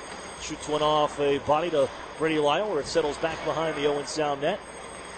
And now in the handle, it's the attack. Kerwin out to center. Cade Robinson, he'll chip it into the zone. And Kishnick picks this one up behind the net. So to get back to those penalties earlier, Trenton Bork got a game misconduct, so he's done. And the Otters try to take advantage of that here, as they're down a defenseman here tonight. Net down the near side boards. Well, down with their better defenseman, we should say. They dressed 7, it turns out. So they still have the correct pairings, but they're down a man regardless. This one angles off the near side wall, trickles on towards Cole Ceci. He will smother it with 7:53 to go. Here in the first period, 2-2. We went from 1-0 to 1-1. Erie made it 2-1. And then all within the first 7 minutes and 1 second, we're back tied 2-2. 2 lead changes in the first 7 minutes and 1 second. Parrott on the near side, taken away at the blue line by Emmett Sproul. And Sproul chips it down the near side. Ducks around McMaster, hits the brakes. Brennan Hoffman crashes in. He's got the biscuit now. Puts it out in front, looking for Mac crashing. But it's Mac Guzda who's got the handle. Guzda, 6'5", 218 pounds from Knoxville, Tennessee. 15th rated goaltender in the NHL Central Scouting Service midterm rankings. And the draw will be to his left, number 1 in red. 1 to the point by Erie. They'll come across it. Ryan Martin hands off the Duff. Wrist shot. Oh, deflected on goal nicely by Hoffman. Better save by Guzda, and it's cleared to center by the attack. Here's Ryan Martin. Snapped onto the near side, intended for Emmett Sproul. No icing on this play as he got a piece of it. Parrott will track it down in his own end. For Cheberkoff on the near side, spins away from Sproul. Stick handles a bit, comes across his own end, and hands off by McMaster. And here's Dudas left side. Gets a step on Martin. Nice move. Tied up. Sent to the goal. Where's the puck? It's underneath the players onto the near side post, but that's a takedown for Ryan Martin. I don't think they called anything. I'm actually stunned by that. I thought for sure there was a penalty coming up here, the way Aiden Dudas worked the puck around Ryan Martin. And that was kind of the only move Ryan Martin had on the play, with the speedy Aiden Dudas behind him. Already a goal here tonight for Dudas.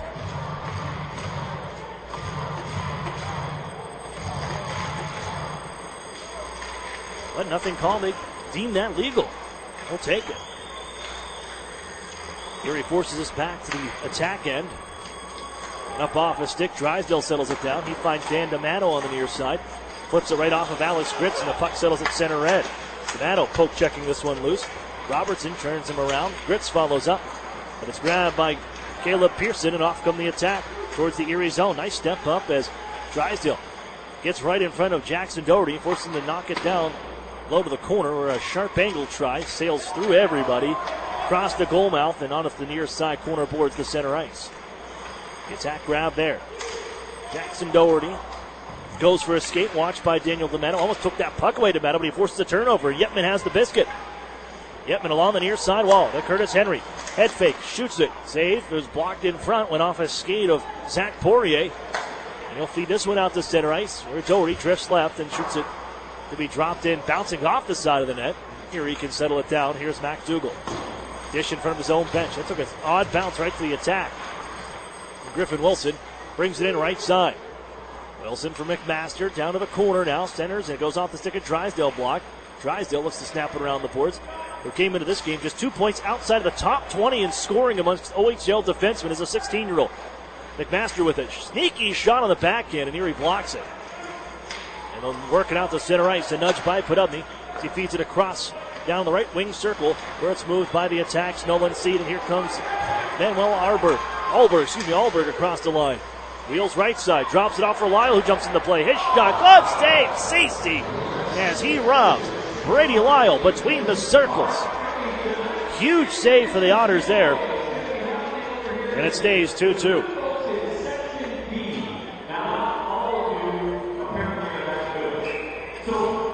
Both these teams come in dropping 3 straight games. But for the attack, they've won 3 straight home games. A rough road weekend for the Owen Sound attack, dropping 3 hockey games in Saginaw, in Flint, and in Windsor. But returning here on home ice, they have won 3 straight. Erie trying to snap the skid that they're on right now and need victories, need points in this playoff chase. Erie flips it back the other way. We're tied at 2. 5 minutes to play, first period. Parrott ahead for Barrett Kerwin. Drifts into the zone, hands off to Sergei Popov. Formerly drafted by the Kingston Frontenacs, involved in deals last year with the London Knights. And now with the Owen Sound attack, 4 goals, 6 points in 17 games played, has really found his game once more. After a slow start with the Knights this season. Nagel to Parrott, holds from the point. Puts it off a glove, down behind the Otters net. Brendan Kishnick taps it there for Jake Golden as he wraps a man up. Chaika, the centerman, in to help out. He'll bump it up the far side and off the stick of Daniel Singer to center ice. The attack reset, back at their own end. 4:20 to play here in the first period. We're tied at 2. Golden wiped out by Kerwin on the near side, gets back up. Parrott finds it at center red. Chased by Joe Mack back into his own end. Now slide along for Chibrikov. He finds Parrott again. He'll skate out to center, tap along for Popoff, and he'll sweep it into the zone, and they can finish to change the attack as Erie picks it up behind their net. Kishnick for Emmett Sproul. Room to skate to center ice. Runs into some traffic, sweeps it across the zone as it's brushed in, but taken by the attack. But Emmett Sproul on top of Robertson, almost got that takeaway. But from the far side wall, Aiden Dudas can speed out to center ice with possession 1-on-3. It's the breaks right side, feeds it to the front here. Oh, look out! That one nearly snuck in on Cole Cece on a shoot-in, but he smothers it. Had it lodged under his right pad. And for a second there, nobody knew where that puck was. Face off away to Cece's left. Dudas will direct traffic. In a tie game at 2. 3:37 to play. Dudas goes forward with it. Tried to get a shot away. He was tied up by Joe Mack the last second. Drew puts a shoulder on the Jack Duff behind the net. But Erie can work this puck to center ice on a play by Hoffman, who keeps on powering his way through. Sends it on a near side corner off a stick. Carter Robertson moves it. Behind his own goal, D-to-D. Fired off the near boards by the attack as Duff steps up on Dalen Grew. Jack Duff policing out here tonight. He's handing out body checks like it's the first of the month. Here's Hoffman. Nice move around him and shot on goal. And Guzda makes the save as he holds on. 3 minutes to play. Nice move by Brendan Hoffman. Carries it through the legs of the defender. But in tight, Matt Guzda makes the save. Draw will be to the left of Guzda. Second round pick in 2017. By the Owen Sound attack. And we're going to see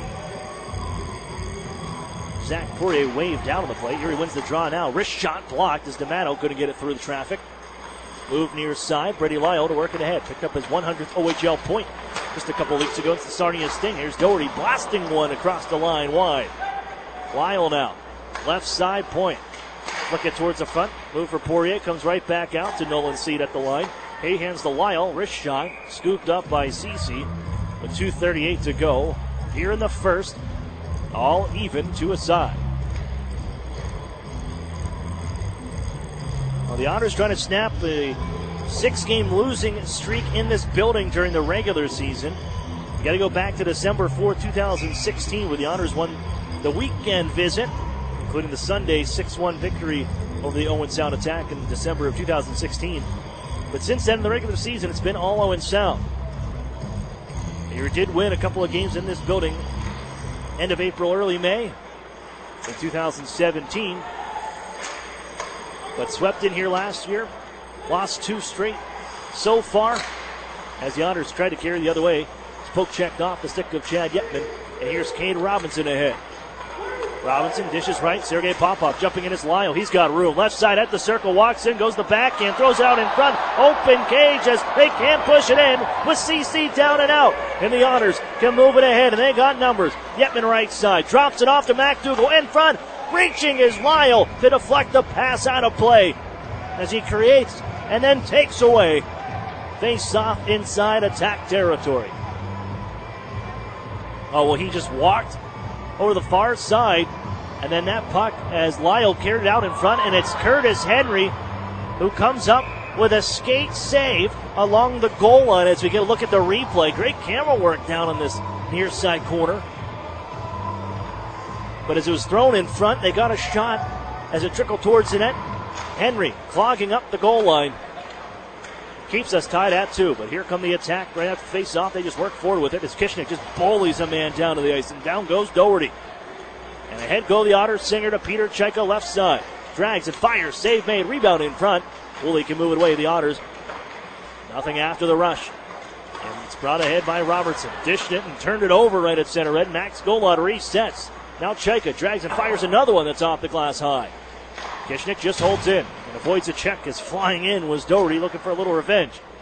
Fed back towards Erie ice by the attack, and that's going to be an icing call. With a minute 26 to go here in the first period, and we are moving quickly.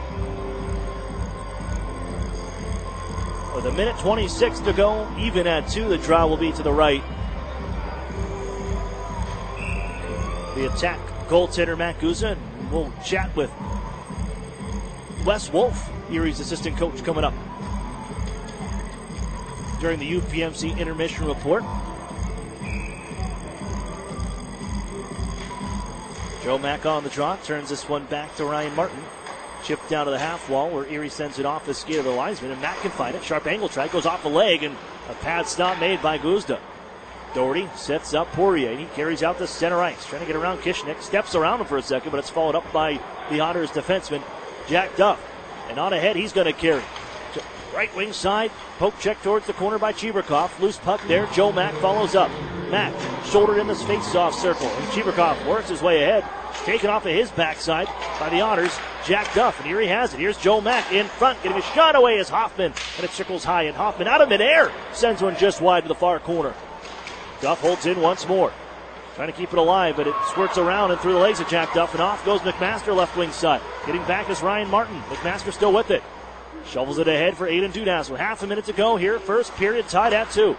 Sends one towards the goal off his stick, high and wide. Lyle now in the far corner. He set up Dudas to tie the game on the power play. Played up the far boards, kept alive by McMaster. Erie fires it on ahead. 15 seconds left. They got numbers too as Sproul. Hands off right side, trying to get back in front is McDougal. Erie was just jammed up along the far side. Too many bodies on one side of the puck. Joe Mack ties up, 16 seconds left into the far side corner. Dudas and Lyle there. Sproul trying to get loose. Does kick it loose for a second, but it just didn't have enough time to do anything with it. We played 20 minutes. 2 lead changes in the first 7 minutes, but we find ourselves tied even 2-2 after one. Shots 10 apiece. Right down the board. We're back where we started before this game even began. Wes Wolf will be our guest when we come back with the UPMC intermission report. The Otters looking to keep pace and exercise a game in hand on the Windsor Spitfires and the Sarnia Sting. And we'll have the out-of-town scoreboard for you as well when we come back with more on the broadcast. You're listening to the Erie Otters Radio Network on CBS Sports Radio 96.3 and 1260. As a CEO, I want the best from our employees. In return, they want the best from their company, especially when it comes to their health benefits. That's why we choose UPMC Health Plan. It gives our employees in-network access to the best doctors and hospitals, including the world-class care of UPMC. And the best part? It's affordable for all of us. For the quality, affordable coverage your company deserves, here's the plan, UPMC Health Plan. Environment Erie, your one-stop shop for environmental services and education, wants to remind you to use less for the benefit of our environment. Use less single-use water bottles. Instead, use a refillable water bottle. Use less plastic bags. Instead, use a cloth bag. Use less energy. Consider a programmable thermostat. Use your car less. Instead, bike, walk, or ride the bus more. Use less brand new items. Instead, seek out more second-hand finds. Use less for the health of our environment. For more information, visit environmenterie.org. Hi, this is Ed Rendell. I've got to admit that I was sort of a dinosaur when it came to using social media. But my son found Epic Web Studios, and we began working with them. And they've done an incredible job with us. They've significantly increased our followers on Twitter and Facebook. They make sure that we put up the right things. They capture every good thing that I've said or done on TV and get it out real quickly. And it's been just a revelation to me, and they've been tremendous to work with. Don't be a dinosaur. Call or text Epic Web Studios at 814-746-6987. The Sheraton and Courtyard Erie Bayfront Hotels are proud sponsors of the Erie Otters. Join them for their pregame and postgame celebration at the award-winning Bayfront Grill or the brand-new Shoreline Grill, located just minutes away from all the action. Let them help you fuel up for the high-energy game with their extensive menus and craft brew selections. You ought to be dining with the best. The Sheraton Erie Bayfront Grill and Courtyard by Marriott. Every child deserves a permanent home and a loving family. There are hundreds of children in Erie County who dream of finding their forever family. Consider opening your heart and home to a child. Consider adoption through Family Services of NWPA. Learn more at adoptnwpakids.org.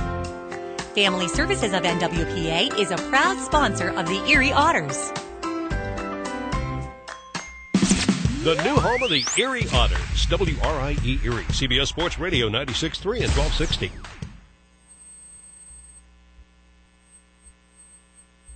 Aaron Cooney here, joined at this time by Erie Otters assistant coach Wes Wolf. And Wes, a couple days off for this group, and I'm sure after a long weekend, 3 games in 3 days, and then getting ready for the game. And again, every game's pretty significant, it seems like, when going into this weekend, you had 12 games left. But how does this team kind of respond coming out of the 2 days? Off a couple losses, but a big win against the London Knights on a Friday night and into practice heading into this weekend.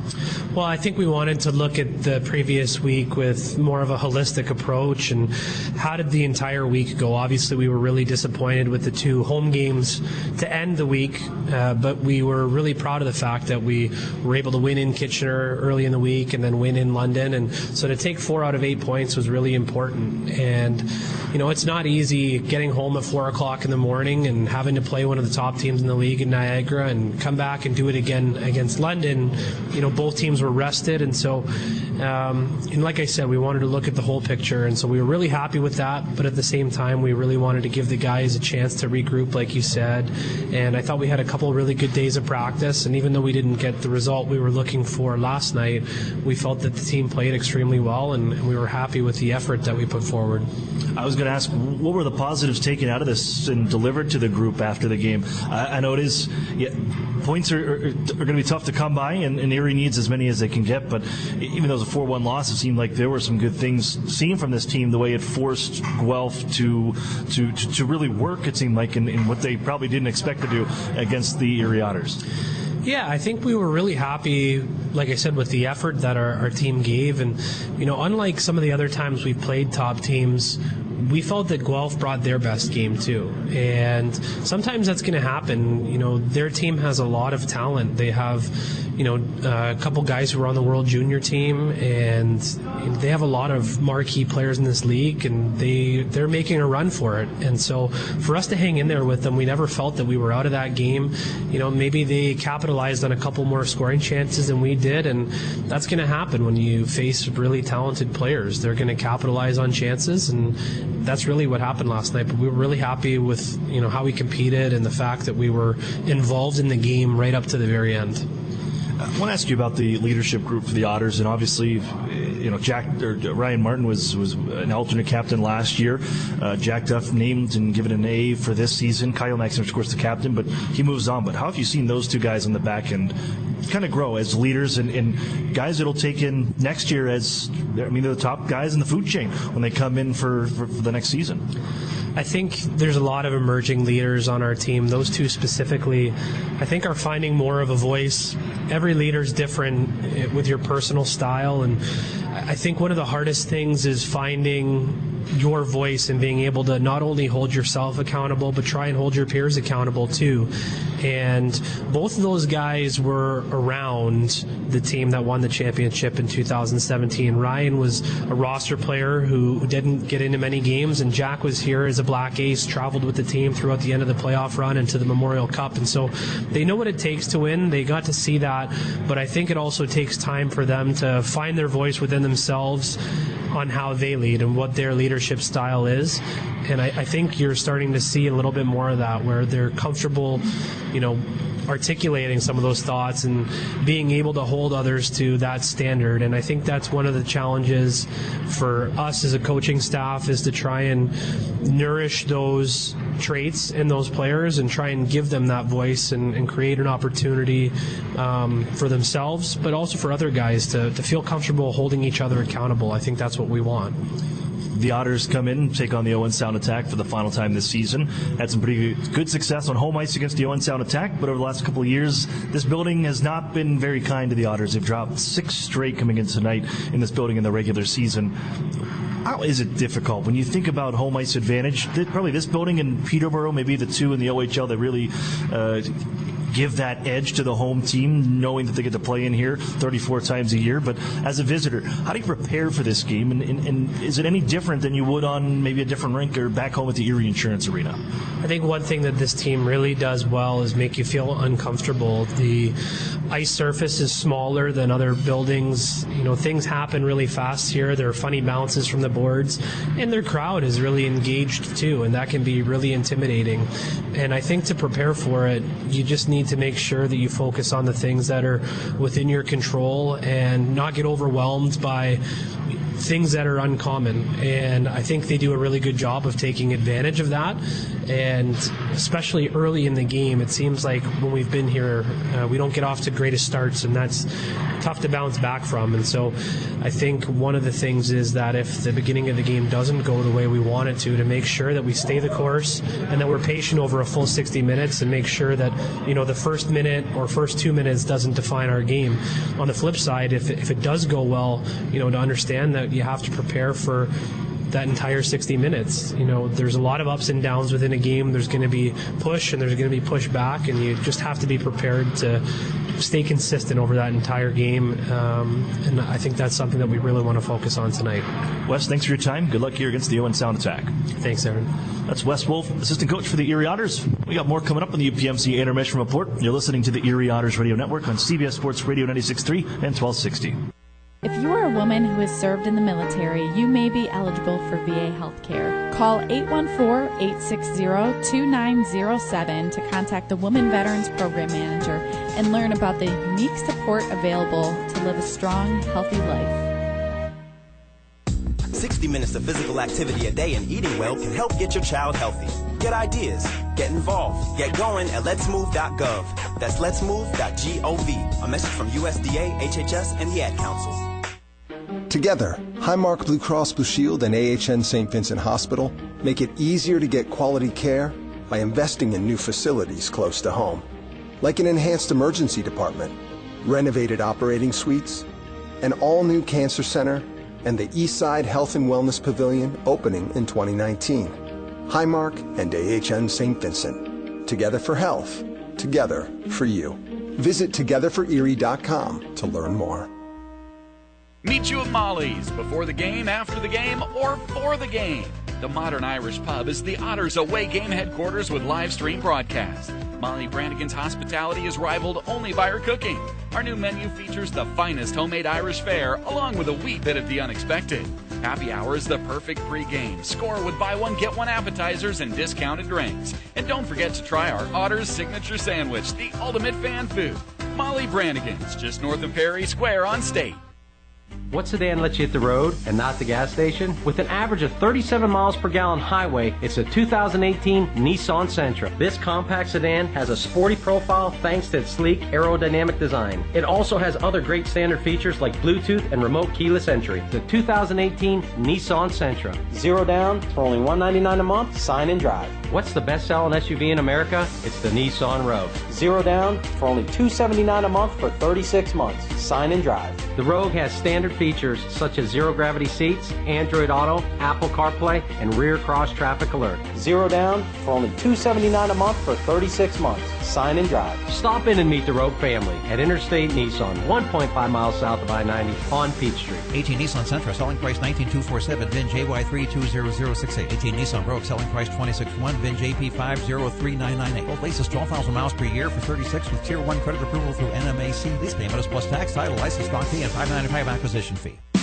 The new home of the Erie Otters, WRIE Erie, CBS Sports Radio 96.3 and 1260.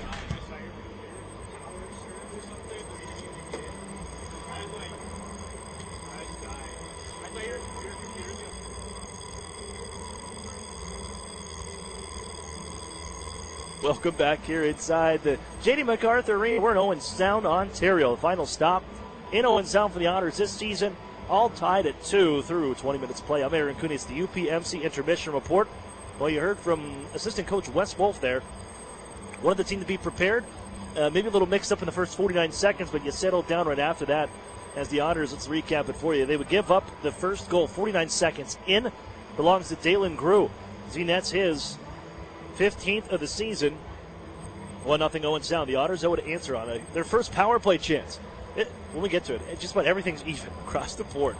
So the Otters tie things up at 3:08. Power play goal for Matthew McDougall. That's power play goals in 2 of his last 3 hockey games for the Erie Otters. As you're going to see, the newest additions for the Otters figuring in. So 1-1, we're tied. And then how about Jake Golden? Fouled by Chad Yetman coming into the zone, and Golden has his first as an Erie Otter. A blast from between the circles.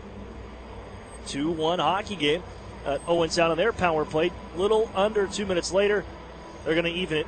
Aiden Dudas open. Wide open from the right side. That's not the guy you can leave wide open. He puts this one home.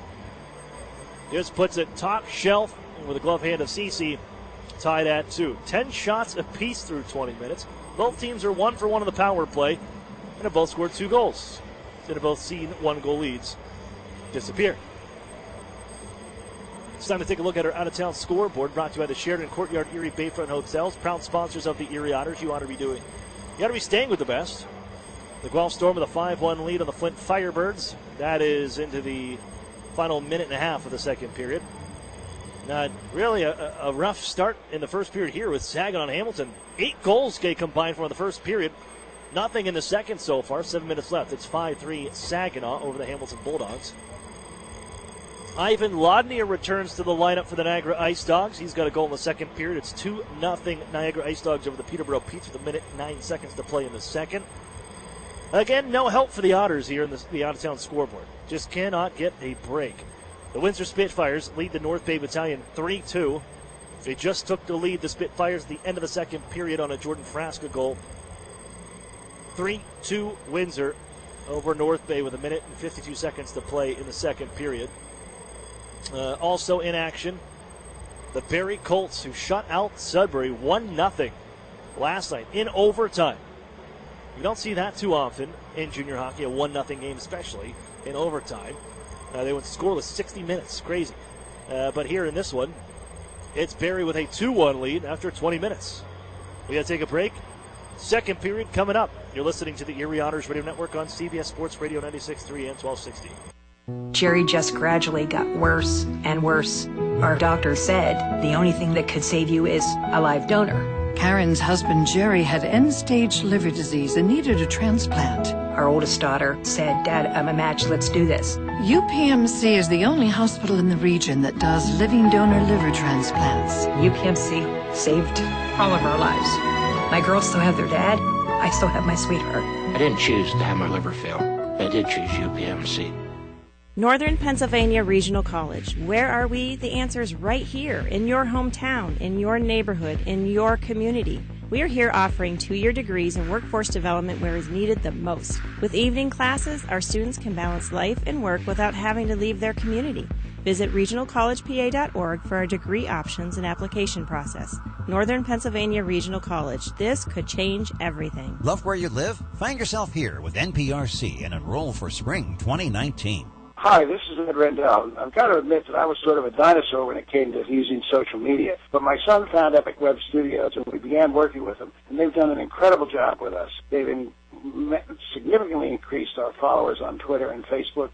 They make sure that we put up the right things. They capture every good thing that I've said or done on TV and get it out real quickly. And it's been just a revelation to me, and they've been tremendous to work with. Don't be a dinosaur. Call or text Epic Web Studios at 814-746-6987. Welcome to Tim Hortons. I'll take a coffee and... How about a bagel breakfast sandwich? They're just 2 for $4. Oh, I like that. Freshly prepared with savory sausage, fluffy egg, and melted cheese on a freshly baked bagel. Just 2 for $4. I like that. I just fist bumped your speaker. Oh, I just fist bumped you back. Get 2 sausage, egg, and cheese breakfast sandwiches on a plain bagel or English muffin for just $4. Or mix and match for $4. Great quality at a great value. It's all good at Tim Hortons. No substitutions or additions, limited time only at participating restaurants. An Erie landmark since 1953, Nunzi's Place serves generous portions of great food at reasonable prices. Family owned for almost 60 years, Nunzi's prepares the finest Italian cuisine in Erie. Come see why the Erie Times News said Nunzi's is known for food that tastes good. Nunzi's Place, located at 2330 East 38th Street near the Bayfront Connector. To call for reservations or place an order for takeout, call 825-2940. Nunzi's, known for Italian food that tastes good since 1953. The new home of the Erie Otters, WRIE Erie, CBS Sports Radio 96.3 and 1260. Back to action for the second period. Otters and attack tied at 2 after 1 period of play. I'm Aaron Cooney. Thanks for joining us here on this Saturday night. Important matchup for both these squads here. As the Otters fend one on down behind the net. McDougal's going to find. He's going to goal here tonight. Gives the Yetman a rich shot. That one sails just wide. Yetman back on for McDougal. Poke checked by the goaltender. Podubny chases behind the net. But we moved up the near side. Can they get it out? They will, just around Ryan Martin, who settles at center red for the Otters. Instead, it's picked up by Barrett Kerwin. And the attack fire this one ahead towards their own bench. Jack Duff can pick it up right at the blue line. He'll find McDougal. Max Golod calls for it. Trying to make a play around him, and does. Walks around one, but can't follow up as it's poke checked by Guzda on the other side of defenseman Mark Woolley. Erie Chase is still back behind the net as Chaika almost picks the pocket of Carter Robertson, but he forces the turnover, and Erie's got the handle once more. They'll give to Henry at his own line. Ahead for Singer. Gets a piece on it. Well, I thought he got a piece of it. Apparently not. And then the icing call to the Otters with a minute and 16 seconds off the clock. The Otters tied after 1. 8-8 in that situation. Same situation as last night in our hockey game. The attack 6-8, 1-0. Shots through 1 were even 10 apiece. Both teams scoring on the power play. Both teams with 2 goals. As we sit tied at 2. And Drysdale finds the puck in the corner after a face-off win for the Otters. That's something they did really well last night, too, was battling at the face-off dot, the Otters last night. And winning some key situational face-offs. Power play, PK, things like that. As the Otters find this one from their own line. Maxim Golod, 2-on-3. He skates the zone with Daniel Singer. Golod drifts right. Wheels in behind the net, takes a cross check from Woolley, continues with the puck, hands out in front, just missed the tape of Peter Chaika. And on for McMaster to skate ahead. Nice step up by the Otters to the line to the reach of Curtis Henry. Keeps that puck in neutral territory as Dudas hands back. Parrott, left side Woolley. They set up for Dudas once more. His dish intercepted by the Otters, taken by Emmett Sproul. He gets the feet moving in it. Wrist shot, kick, save, and Guzda gets enough of it as the net comes off its moorings on the stop. Whistle will sound with Erie holding on the near side corner with 17:49 to go, second period. All even at 2. All time in this building, Erie is 27-35, 1-0, and 1 tie.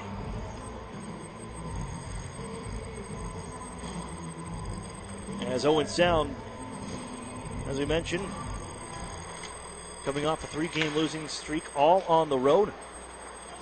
They've won 3 straight, on home ice. But against the Midwest Division, they have struggled here over the last month and a half.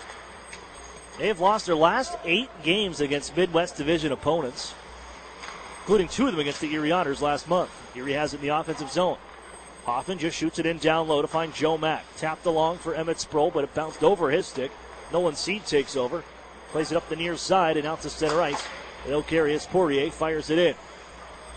Pearson will find it far side corner. Turned around there. Jake Golden looking to move it, but ends behind the Erie net. Put out towards the front. Pearson gets a backhand try away, and CC has it squeezed in the right arm and holds on for the whistle. So we'll be watching our out-of-town scoreboard here tonight, as after it's now is through 40 minutes, the second period in the books. The Windsor Spitfires lead the North Bay Battalion 3-2, heading into the third in Windsor at the WFCU Center. So we need, the Otters could do a little help for the North Bay Battalion. Who knows? Maybe Justin Brazeau, the overager, in his final year of junior eligibility, is at the tops of the scoring leader, the 6th in the Ontario Hockey League, can put one in for the battalion, help out the Otters. There's Brendan Sellen. Erie, though, has to take care of their own business. They'll give out to Ryan Martin at the point. This is in the Owen Sound attack zone. Here's D'Amato. Gets a shot away towards the front of the net here. It was blocked and nearly came to the back door. Cleaned it. Alex Gritz for a tap in. Dudas will find it. Taken away by D'Amato. Followed up by Chibrikov as he directs it back behind his net. Robertson will find it. Slide it up the near side wall. Dished ahead to center. It'll bounce right in front of the Owen Sound bench. And Ryan Martin takes the handle for Erie. Here's Yetman right side. Chad Yetman can't stick handle around Chibrikov. In one motion also flips us back to the Erie line. Jacked up is there as he spins away from Barrett Kerwin. Protects behind the wall, waits for a little help as he knocks it with one hand on the stick to Ryan Martin. And now Martin in some trouble with 2 red shirts swarm on him. And Kerwin has it, gives out to the point. Right side, Robertson. Wrist shot through traffic. Walked in front, never made it on goal. And Duff can pick it up. Work behind his own net. Cross check by Cade Robinson. They steal out in front. Popoff hands off. They score. It's Kerwin. 3-2 Owen Sound. They're back up by 1 as former Erie Otter Cade Robinson burns them again.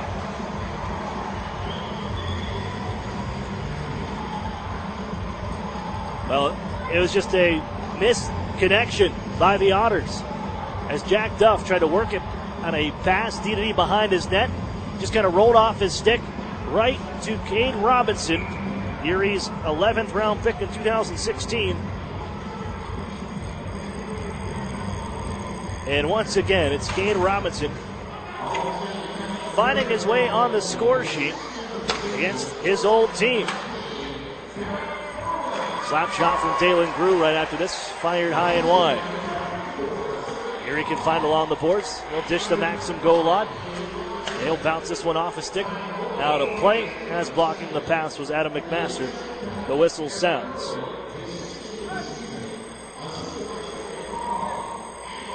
Kerwin's 16th of the season. Cade Robinson's 12th assist and 18th point on the year.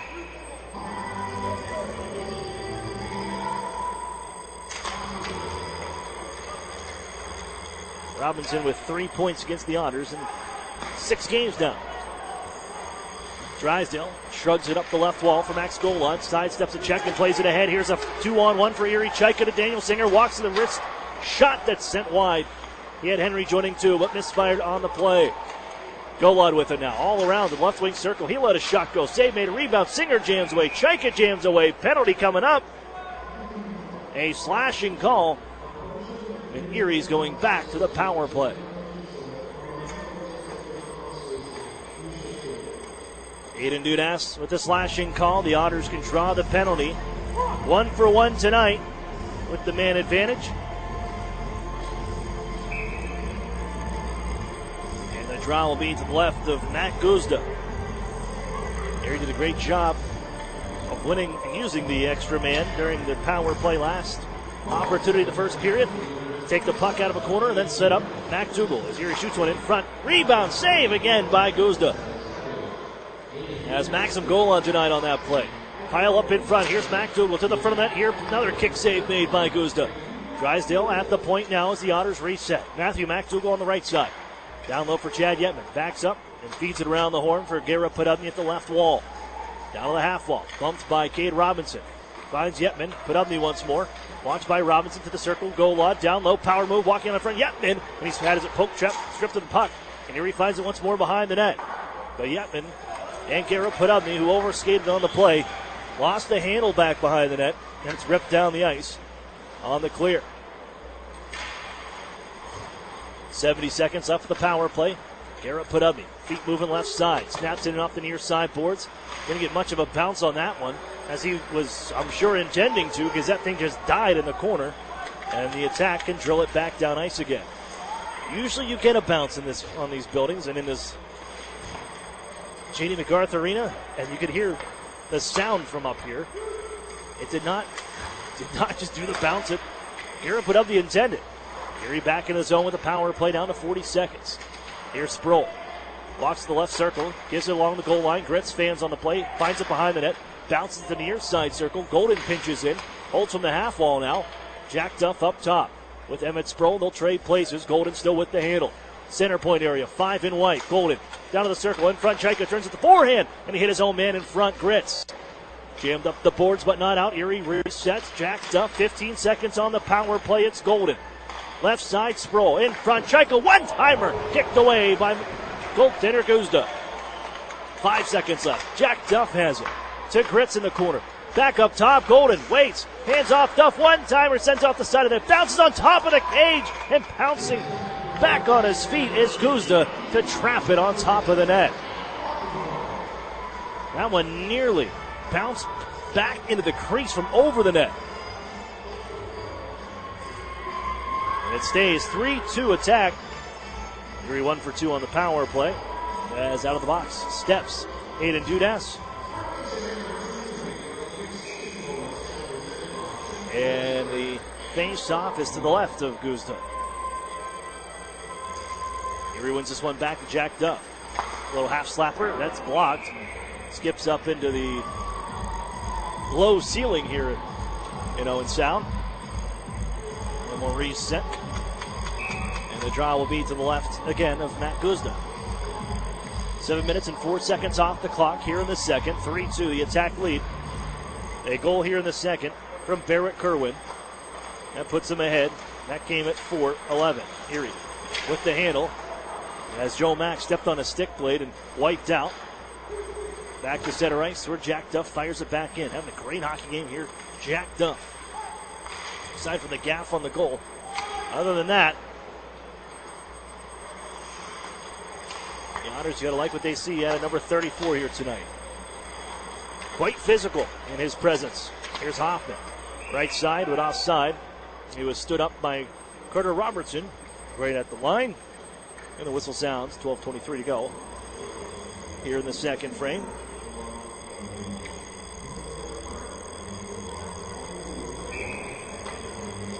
Owen Sound loves shooting the puck here, and I think they get a little bit of the benefit of home cooking when in this building. It's helped out. 35.25 shots per game they average. Fourth best in the league. They don't give up very many as well. Second in shots defended. 31.05 allowed per game. As the Otters send it down the near side. Erie out shooting the attack right now. 15-12. Golot wanted to put it out to the front. That was blocked by Brady Lyle, and off comes Aiden Dudas. His pass nicely read by Drysdale. He gets a stick on it, leaves it at center red. And the attack find it once more through own line at McMaster. Cross for Brady Lyle to tuck into the zone. And the Otters intercept right at the blue line, but brought in by Maxim Golot. He's knocked off the puck, and Dudas takes it away. On for McMaster in the slot. Tie him up, but he gets a shot away, and it just goes wide as Erie gulps it up the near boards, but not out. McMaster holds in. Down behind the Otters net. Bumped there by Drysdale. Furthered by Curtis Henry. McDougal on a bouncing puck. Looking to clear up the near wall. Gets it to Chibrikov, who holds in. Bounce around in front. Look out. Pinballs in front. Luckily off a skate. And Drysdale sends it wide of the net. Sent out to center ice by Erie. They tie up right in front of me here at the penalty box. And Out of that 3-on-2 pileup, the Otters had it, but Dudas takes over after Erie heads off for a shift change. Head man pass. Here's Robinson behind the D. Gets a shot, and Erie sticks it away as CC stops former Erie Otter Cade Robinson. The Otters trapped in their end right now. Have not been able to get the full change on. Singer and Podubny out there now, but have not changed the defensive pairings. They still can't. Drysdale and Henry's got to stay out there as the attack reset. Kerwin taps it into Erie territory. Full forward line has been swapped for the Otters as Drysdale looks to pass ahead for Daniel Singer. He's tied up by Nolan Seed. Popoff in to help out as well. In down deep for Kerwin. The Otters, you can tell the defensemen are gassed right now. Sent out in front. Goes off the stick of Popoff and into his midsection, and he corrals it once more. They sidestep a man, and down goes Kerwin. Penalty coming up to Chaika as he hauls down Barrett Kerwin, who made the move along the right half wall. And Erie will be shorthanded for the second time tonight.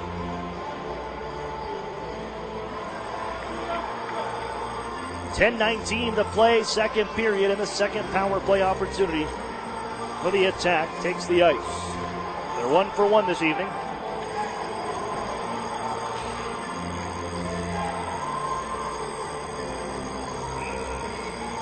They can look to extend the lead to 2.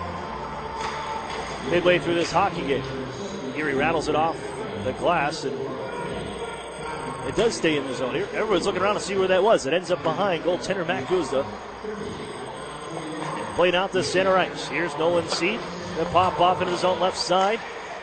Erie strips the man of the puck, but it ends up down in Erie territory in the near corner, and Aiden Dudas can play it along the boards. Pop off to the point for Brady Lyle. Took him half a minute, but they're set up. Dudas, who has the power play goal tonight for the attack. To Brady Lyle, he'll trade places with Nolan Seed on the left side. Spins at the wall, finds Seed, the left-hander. Gives to Dudas right side, in front for Popoff. Deflection sent to the near corner wide. Now Kerwin. Tried to give to Dudas. Good stick reach there by Duff. Sends it onto the wall, but Erie cannot clear. They'll find Lyle on the near side circle and reset. Lyle. Nolan Seed, right side. It's Aiden Dudas. Waits, tries to dish across. Erie blocks that pass. And then Brendan Sellen delivers it down the ice. 9:15 to left in the period. 52 seconds to go with Chaika in the box, tripping the call. Poirier in control. They finish off their change, and then we'll rattle it into the zone to the near side. Bouncing at the circles. Henry takes it, but it ends up back behind the Erie net. And setting up shot, Lyle here with Carter Robertson. Works down right side. Robertson watches from the circles. Gives to Cade Robinson. He finds Lyle at the center point area. Dishes right. One-timer. That one sails high off the glass. And held in by Brady Lyle. 20 seconds left on the power play. Take away by Chad Yepman and Alex Gritz from center ice. He'll send it down back behind Guzda. 10 seconds left in the minor. Pearson with it. Gives a cross towards his bench. Behind Cade Robinson. They tuck it in anyways on the right side. And Jack Duff can take it away from Poirier as they plant him along the far side boards and along the glass. Chaika returns back. Erie's killed this one off. They hold at the point. The attack with it. Andrew Parrott right side. Down to the goal line. Shoots that one. Blocked by Erie. I don't think that made it on goal. As a hit from Brendan Hoffman will free that thing up. And Chaika can work it ahead for Garrett Podubny. Right wing side. They got numbers here. They hand off. Here's Hoffman looking with a man in front. Dropping off the Duff at the left side. Back to Hoffman in the corner. Erie gets in front. Bank for Garrett Podubny behind the goal. Couldn't get the shot towards the net. This is taken by the attack. Dish out the center. And Cade Robinson trying to work his way around Jack Duff. Tied up there. Hoffman has it. Poke check by Pearson. Settles it down. And here's Maxim Golod right side. As McDougall tries to join him. Golod. Oh. He was just hammered again on the near side. Tried to go between his legs. Mark Woolley not having it. And the 6'2", 202-pounder throws Max Golod down to the ice. Puck still in offensive territory for Erie now. They slip it back to the far side corner. Carter Robertson is there. Bumped by Golod and Chad Yepman. Yepman trying to dig it out loose. 2 red shirts around. They find Golod. Still in the corner. Back to Yepman. Again Golod. Robertson will take it. Rattles it around the glass. And this will go off the stick of Drysdale. No icing. As he finds it back at his own end. Erie ahead, but offside. As they dish it to the near side boards for Yepman. He was still inside the offensive zone with 6:57 to go. The Owen Sound attack with the go-ahead goal from Barrett Kerwin at 4:11. And it's a one-goal game with the Owen Sound attack ahead once again.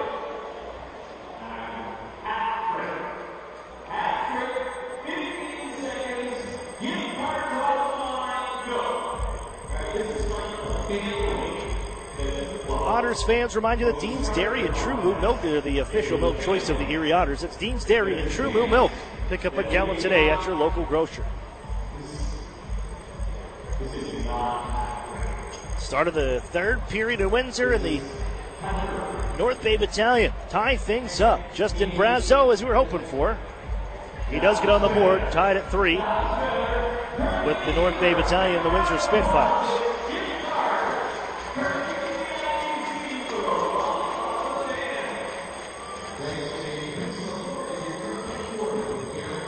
Sarnia idle here tonight.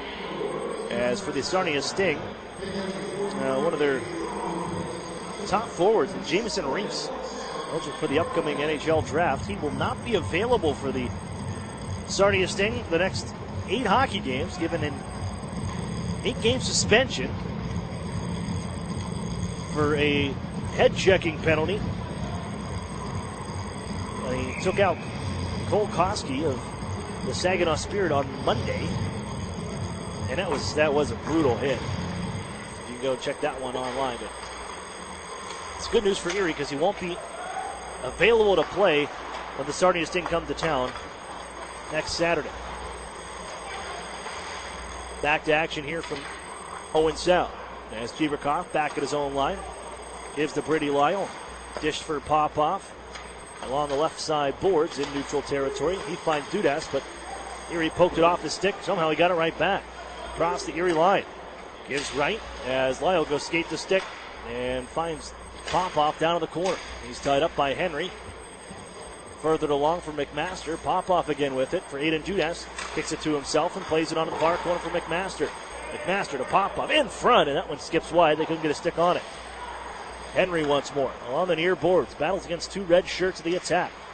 The attack picking out of the pilot. Hand off the Lyle. Slap shot. Save Cece. And he holds on. 6 minutes to go in the second period. 3-2 attack lead.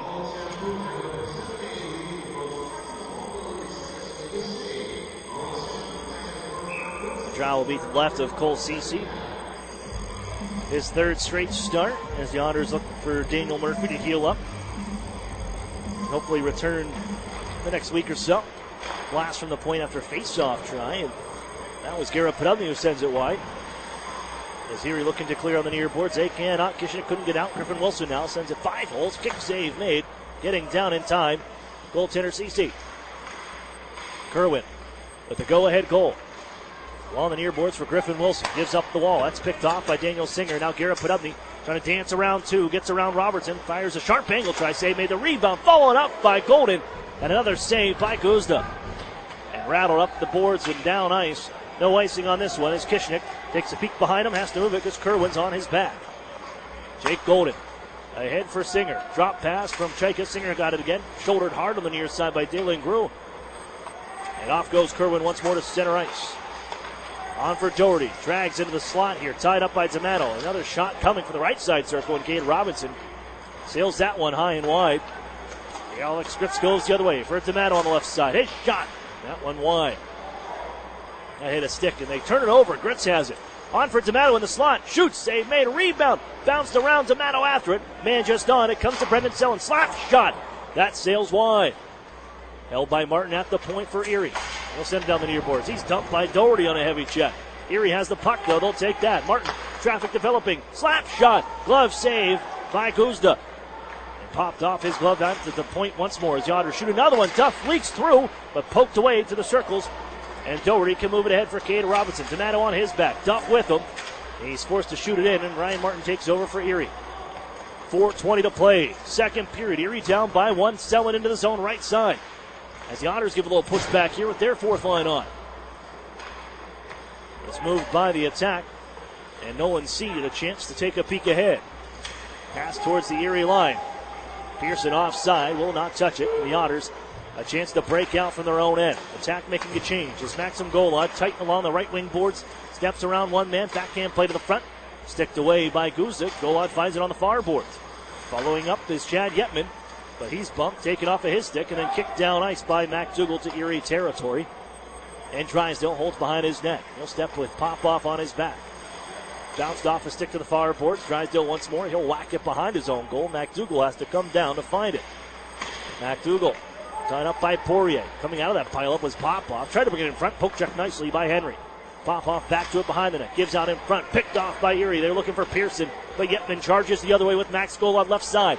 Golod cross ice. McDougall shoots. Glove save. And on the rebound for the corner. Yetman has it now. Henry holds at the point. Drysdale calls for it. Gets it, but it fumbled the puck. Can he hold in? He does.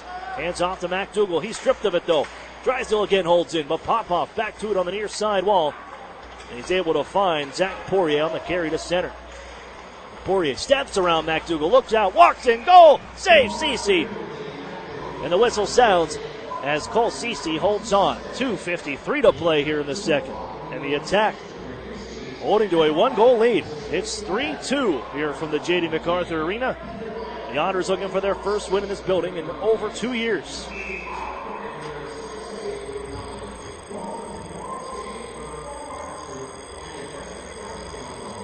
Face-off is to the right of Cece.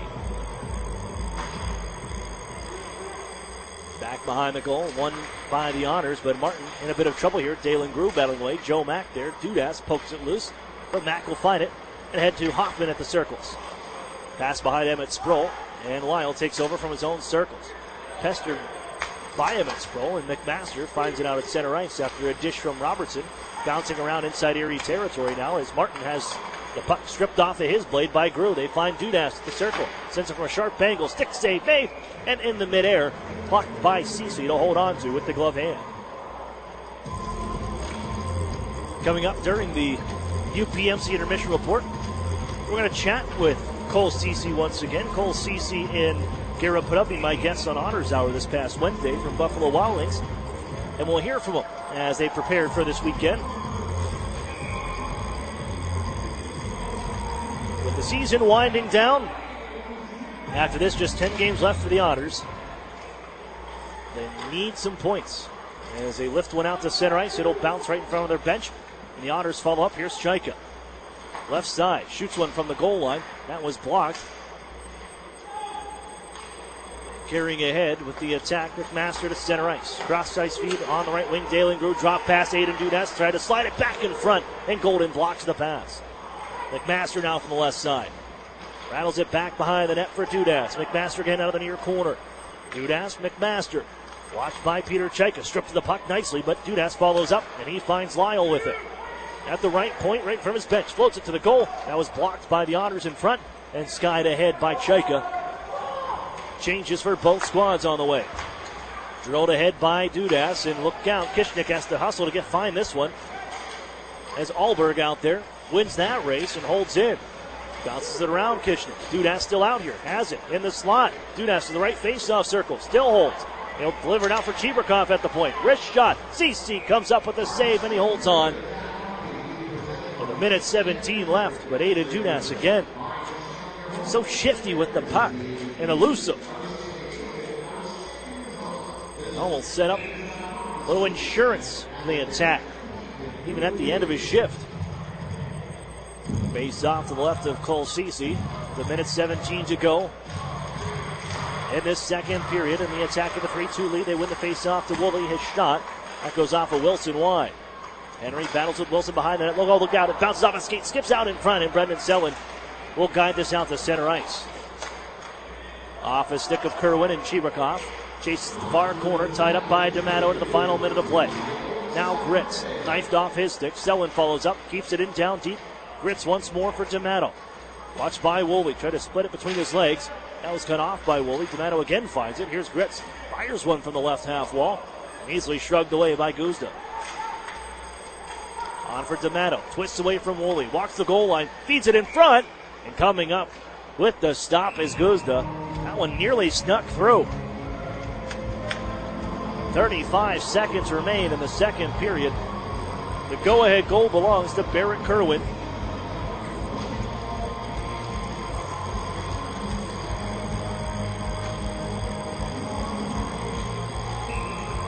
And the draw will be to the left of Guzda.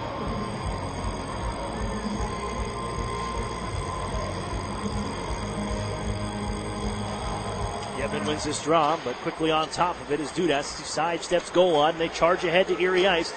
Trying to bounce it back in front was Cade Robinson. The Otters can poke it away with Drysdale. Loose in Erie territory. Dudas quickly on it behind the net. For Cade Robinson, his shot off the side of the net. They hold it at the line. Lyle tried to feed for Dudas on the near side. That was blocked by Erie's McDougal. 12 seconds left. Puck's still loose in Erie territory. Yetman couldn't kick it up, skate the stick, but Dudas will do the same. He plays it out to Lyle right side. Winds up, slap shot, save made. Rebound in front. McDougal takes it as time will wind down on the second period. Oh, it's green pastures for Brady Lyle down the right side. Winds up with a heavy slapper. Big save from Cece on the right circle. Little pushing and shoving after the fact. Cade Robinson with Jamie Drysdale. But both teams are sent to their respective locker rooms and down the respective tunnels. And to the third period we will go. Owens out attack, take a 3-2 lead. Erie out shooting in the attack, 22-21. Into the second intermission, we will go with the UPMC intermission report on the way. You're listening to the Erie Otters Radio Network on CBS Sports Radio 96.3 and 1260. Whether you're an empty nester or a new retiree, when it comes to protecting your health, you want a sure thing you can count on, and that's Highmark Blue Cross Blue Shield. Nationally recognized by J.D. Power for outstanding member satisfaction with Medicare Advantage plans. When you need great customer service, count on Blue. Whoever you are and wherever you're headed, when you need us most, count on Blue. Highmark Blue Cross Blue Shield. This award is neither endorsed nor given by Medicare. For award information, visit jdpower.com/awards. When you have a great name you can trust, you know where you can get a great used car with guaranteed credit approval. Erie Auto Credit, the home of guaranteed credit approval 100% of the time. Stop in today or go to erieautocredit.com.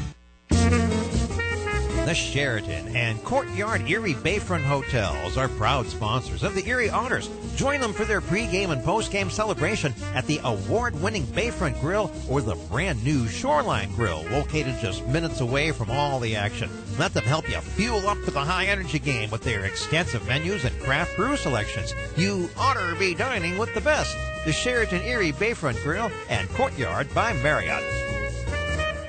Sadly, crime can strike anyone at any time. The good news is the Crime Victim Center of Erie County has been here for 45 years helping all victims of crime, be it rape, theft, assault, vandalism, burglary, or abuse. Report any crime to the police within 72 hours to secure your rights to victims' compensation and restitution. Call the Crime Victim Center of Erie County at 454-9414. They'll assist you in filing a claim, and if you need counseling, contact them 24 hours a day, 7 days a week. You're not alone. The Crime Victim Center of Erie County can help. Paid for with Pennsylvania taxpayer dollars.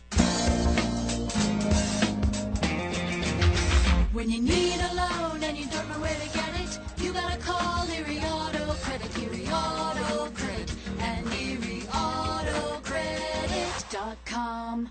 If you are a woman who has served in the military, you may be eligible for VA health care. Call 814-860-2907 to contact the Women Veterans Program Manager and learn about the unique support available to live a strong, healthy life. 60 minutes of physical activity a day and eating well can help get your child healthy. Get ideas, get involved, get going at letsmove.gov. That's letsmove.gov. A message from USDA, HHS, and the Ad Council. The new home of the Erie Otters, WRIE Erie, CBS Sports Radio 96.3 and 1260. Gee, what does this team have to do on Friday night against the Guelph Storm team that's you beat in overtime in your own building? Now you got to go on the road, and you know that team's probably looking for a little revenge. They're not playing their best right now, too, and you guys can be ready to go. Yeah, like you said, every game's important now, but we got to treat it the same way, right? Maybe sometimes don't put too much pressure on yourself, just kind of relax and play your game, not think about making playoffs, like every mistake, and all that. But, yeah, well, so last stretch of the season, all the boys got to dial in, but just got to just go there and play our game the same way, play the right way. Is it fun playing meaningful games again? I mean, last year we knew it was a rebuilding year for the team, G, but you go back to your rookie season and that first year in the league, and every game meant so much, and then getting the playoffs and things like that. Is it fun being back involved in that with the way the schedule is and where you're at fighting for a playoff spot? Yeah, no, first year was amazing, obviously, making playoffs and everything. Obviously, I had a little bit of different of a role on the team. I didn't get as much ice time, so I wasn't maybe as involved in winning and made as a big of an impact. But this time, I'm the go-to guy now, so definitely more fun to play and gives you more motivation to try harder every time you're out there. Yeah, I know I watched a little bit of practice to see what we were going to see in the net. You would know more than me, Cole, but just from looking, it looks like you may have your number called multiple times, quite possibly, but without giving anything away here. Yeah. I mean, being the guy again. I mean, what's that like for you? I mean, I'm just excited for the opportunity. Honestly, all I've ever wanted in my career was just to be somewhere where I get the chance to play, and show my stuff. And the more you play, the more comfortable you get in the net, and the more of a rhythm you kind of get into, and the games just kind of seem to get easier and easier, and you don't feel as nervous preparing for the game because you're getting this routine of having the exact same thing you do before every game, and getting ready to go and knowing what you have to do to be ready for the game as well. So, I mean, it's always unfortunate when a teammate is tweaks something or gets hurt, and you never wish that upon anyone else, but when you do get the call, you're also very excited at the same time, that you're getting yourself an opportunity to play some games, and hopefully help out the guys and maybe steal a couple here and there. The Otters, historically, whenever it's weird with Guelph and Erie, when one team is the contender is going for it, the other team is maybe lower in the standings. It's the other team that's on the bottom that seemingly finds its way in the win column a lot. You guys did it last year too, G, and saw it a few times when Guelph wasn't very good the year in 2016-2017, your first year. You go in there with that confidence, knowing that we can go and play and beat just about any team heading into this weekend again. Yeah, no, obviously, I don't know what the reason is, but we always play well against Guelph. So knowing the fact that we can beat them anytime we play them is obviously huge for us going in there. I personally love playing in Guelph. Great ring, great atmosphere, lots of fans, and really excited for this opportunity. And it's pretty much a reunion or a tour around the league for you. Yeah. Some of the teams that you've played for, but you get to go against the old group again. Yeah. What's that going to be like? I mean, I was only there for a pretty brief time, but I mean, you're still in the room every day with the guys and stuff, so you do get to know everyone fairly quickly. So, I mean, there'll definitely be some familiar faces that I'll say hi to, and there's other guys that I've played with too that have gotten traded there now, like Mackenzie at Whistle, I'm pretty close with, and some other guys like that. So, Camiso as well from Oshawa. So it'll be really nice to see those guys and see my old billets there as well, and get in there and get to go play. But in terms of preparing for this weekend, I mean, we just went and beat London in their home rink, so I don't see why there's any reason why we should doubt ourselves against any team in this league. Honestly, I think we've got a chance against anyone if we just show up to play, really.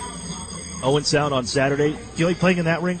Oh, no. No? Big no. Big no.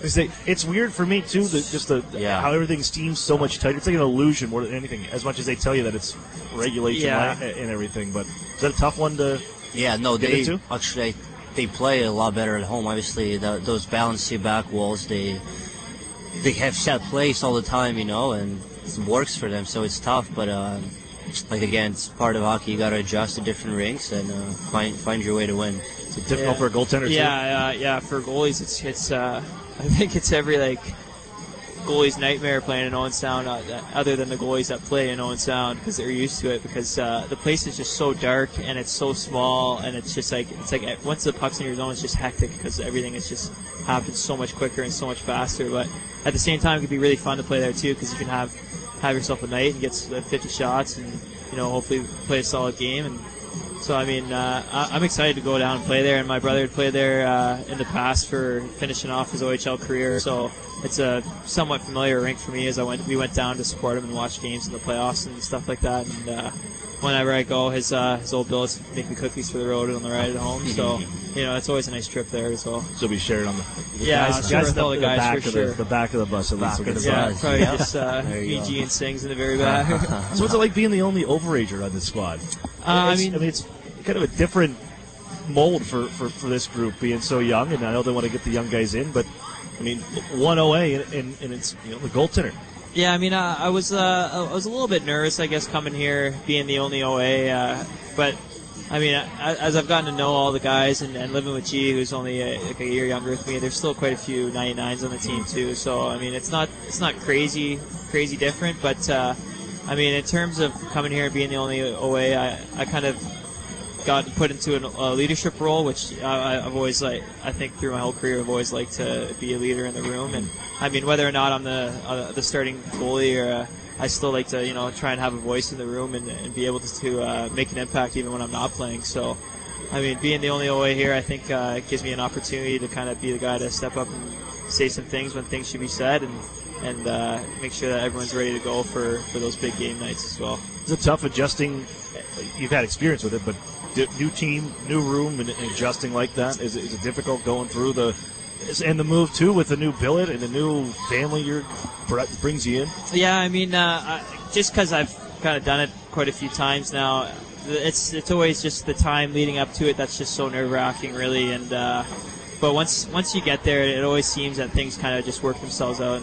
And the OHL does such a good job at making sure that all the players get really nice billets and have easy travel, and everything gets set up for them fairly quickly. So coming to a new country, it was definitely a little more nerve-wracking than other teams, because I knew I'd have to go set up at the bank and get my phone and all this other stuff set up. So in terms of that, it was a little more nerve-wracking. But once I got here and I found out I was living with a roommate, which I'd never done before either, which has been awesome. G and I hang out all the time, even though we live together too.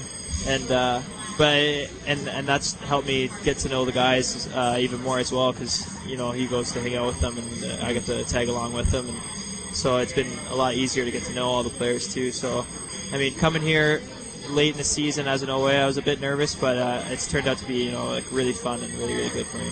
You're listening to the Erie Otters Radio Network on CBS Sports Radio 96.3 and 1260. As a CEO, I want the best from our employees. In return, they want the best from their company, especially when it comes to their health benefits. That's why we choose UPMC Health Plan. It gives our employees in-network access to the best doctors and hospitals, including the world-class care of UPMC. And the best part? It's affordable for all of us. For the quality, affordable coverage your company deserves, here's the plan, UPMC Health Plan. Meet you at Molly's before the game, after the game, or for the game. The Modern Irish Pub is the Otters away game headquarters with live stream broadcast. Molly Brannigan's hospitality is rivaled only by her cooking. Our new menu features the finest homemade Irish fare, along with a wee bit of the unexpected. Happy hour is the perfect pre-game. Score with buy one, get one appetizers and discounted drinks. And don't forget to try our Otters signature sandwich, the ultimate fan food. Molly Brannigan's, just north of Perry Square on State. Every time you enter the doors at New Motors, you're guaranteed to find the most experienced team in town. They understand the value of teamwork, provide great customer service, fight to get you the best price, and at the end of the day, outstanding customer service is our goal. Only at New Motors. When you visit, remember, tell them Larry sent you. Okay, we're going to keep this quick. Because at Blaze Pizza, artisanal quality at crazy fast speed is what we're all about. Fresh dough made from scratch daily. Walk the line and choose any toppings you like. It's all one price. Then it's just 180 seconds in our blazing hot oven for fast fire perfection. That's Blaze Pizza. Sound good? Then come check us out and build your own pizza at Blaze Pizza. Peachtree Square in Erie. Every child deserves a permanent home and a loving family. There are hundreds of children in Erie County who dream of finding their forever family. Consider opening your heart and home to a child. Consider adoption through Family Services of NWPA. Learn more at adoptnwpakids.org. Family Services of NWPA is a proud sponsor of the Erie Otters. The new home of the Erie Otters, WRIE Erie, CBS Sports Radio 96.3 and 1260. Welcome back here inside the J.D. MacArthur Arena, the Harry Lumley Bayshore Community Center. The attack of Owen Sound have a 3-2 lead over the Erie Otters. Let's recap it for you. Traded goals back and forth in the first. Owen Sound goes up 1-0. Erie ties it, then takes the lead on a Jake Golden, his first as an Otter. 2-1, but the attack on the power play would even it at 2. Head into the second as Cade Robinson helps to disrupt a pass back behind the Otters net. Helps to send it out in front, Popoff, and then Barrett Kerwin finishes it off. 3-2 Owen Sound through 40 minutes of play. Real quick, take a look at the out-of-town scoreboard brought to you by the Sheraton Courtyard Erie Bayfront Hotels. We'll look at one game, the one that we're watching. The North Bay Battalion visiting the Windsor Spitfires. It's all even at 3 with 3:52 to play in the third period. Would love to see North Bay finish this off the end of the game and not go to a 3-point opportunity, a 3-point game. We do not want that. So that's where we're at right now. We'll check the scores all of them later on. You're listening to the Erie Otters Radio Network on CBS Sports Radio 96.3 and 1260. Hi, this is Ed Rendell. I've got to admit that I was sort of a dinosaur when it came to using social media. But my son found Epic Web Studios, and we began working with them. And they've done an incredible job with us. They've significantly increased our followers on Twitter and Facebook. They make sure that we put up the right things. They capture every good thing that I've said or done on TV and get it out real quickly. And it's been just a revelation to me, and they've been tremendous to work with. Don't be a dinosaur. Call or text Epic Web Studios at 814-746-6987. At ServPro of West Erie County, no job is too big and no question is too small. So when fire or water damage strikes your home or business, call on ServPro of West Erie County at 814-806-1987. That's where you'll find a team of specialists that's faster to any size disaster. So when the things that matter most are on the line, call ServPro of West Erie County, 814-806-1987 to help make fire and water damage like it never even happened. Franchises are independently owned and operated. Northern Pennsylvania Regional College. Where are we? The answer is right here, in your hometown, in your neighborhood, in your community. We are here offering 2-year degrees in workforce development where it's needed the most. With evening classes, our students can balance life and work without having to leave their community. Visit regionalcollegepa.org for our degree options and application process. Northern Pennsylvania Regional College. This could change everything. Love where you live? Find yourself here with NPRC and enroll for spring 2019. The 2018 Mitsubishi Mirage and G4 sedan, your choice now, only $99.88 at $149 a month. Did you know that it only takes less than $3 in gas to get from Erie to Meadville, or vice versa in a Mitsubishi Mirage and Mitsubishi G4 sedan? Both vehicles get over 40 miles per gallon highway and come with standard features such as rear view camera, a 7-inch touchscreen, and Bluetooth, along with Mitsubishi's 10-year, 100,000-mile warranty. Yes, that's right. You can choose either vehicle for only $99.88 at $149 a month. Come see the exciting lineup, including the all-new Eclipse Cross, only at Interstate Mitsubishi, 1/2 mile south of the Mill Creek Mall on Route 99. Discount on both vehicles includes $500 dealer APR cash, which requires financing through dealer indirect lending service. Payments are free to 84 months of 4.9% with Tier S approval. Price is prior to tax, title, and license. Discount may not be combined with any other offers. The new home of the Erie Otters, WRIE Erie, CBS Sports Radio 96.3 and 1260. Welcome back here inside the J.D. MacArthur Arena. The Otters looking for the game-tying goal. They trail 3-2 here, heading into the third as we get to action. I'm Aaron Cooney, welcoming you back in for the conclusion of this one. 20 minutes on the clock.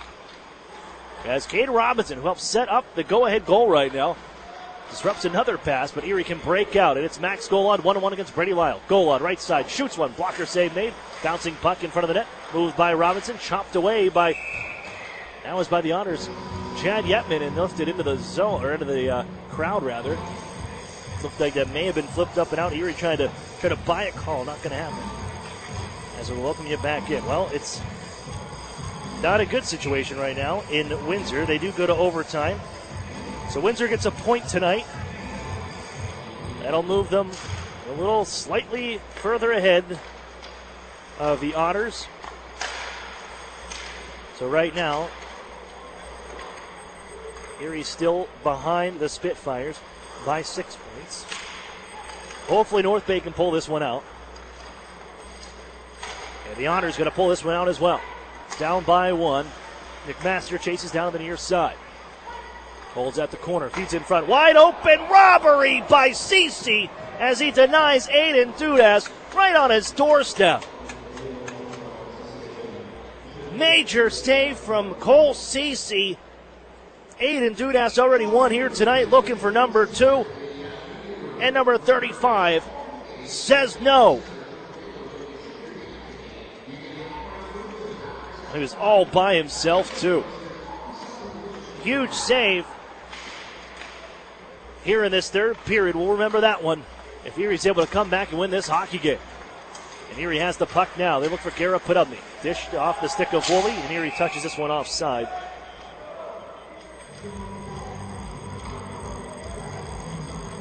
The whistle in the neutral zone. And look at that.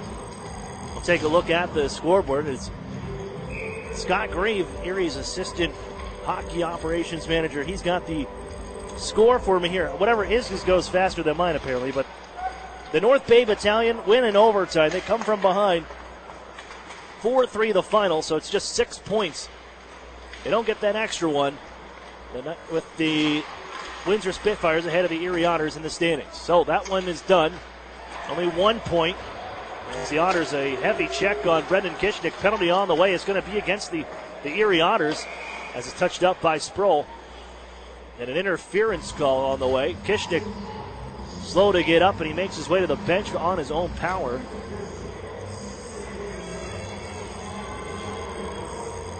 But the power play will head to the ice for the Owen Sound attack.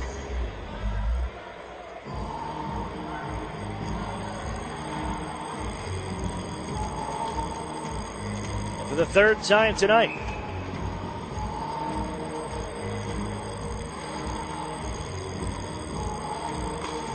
One for 2 on the evening, and they win the draw back to Nolan Seed. One-timer Lyle hammers that one wide, and it's held in nicely by Popoff on the right side. Seed holds from the point. Lyle left side. Snaps it across. Popoff holding in front. Deflection try down along the goal line, and diving to poke it away is Ryan Martin. Fouled by Popoff once more, and he holds from the half wall from Nolan Seed. Back to Seed at the blue line, 6 in red. Left side, one-timer. Lyle sends it wide. This one off the corner and all the way down ice. Nolan Seed will drop this off for Aiden Dudas to carry to neutral ice. He'll leave it left side, Sergei Popoff. Former Kingston Frontenac and Londonite ducks around one man and 2, sends it to the front, off a stick. Erie can't clear. Seed has it, excuse me. And now Lyle at the left circle. Minute 5 on the power play left. With it, Aiden Dudas. Seed calls for it, gets it at the blue line. Almost came across the line. Erie can deflect this one. It's Garrett Podubny disrupting that pass. And Garrett Podubny near steal. You'll find it back inside Owen Sound territory. Works around Seed, but following up here is Sergei Popoff. To march out to center ice around Yetman and cruises to center. Leaves the right side. Barrett Kerwin, he has the go-ahead goal. He'll drop it off for Dudas. Walks right side circle. Walks in with the red stir. That one stopped by Cece and got caught in his equipment, right in his neck. And he gets a whistle here. It's trapped in his neck and in his helmet. With 38 seconds left on the Emmett Sproul minor penalty for interference. So Erie kind of gets some help tonight. With the North Bay Battalion winning in overtime, at least, right, take it as they come, I guess. Just 1 point for the Windsor Spitfires. They're 6 ahead of the Erie Otters. But the Otters need to do something here tonight. Down by 1, power play down to 25 seconds. Poirier spins, gives the Parrott, finds left side of Robertson. Kick save made by CC on the one-timer.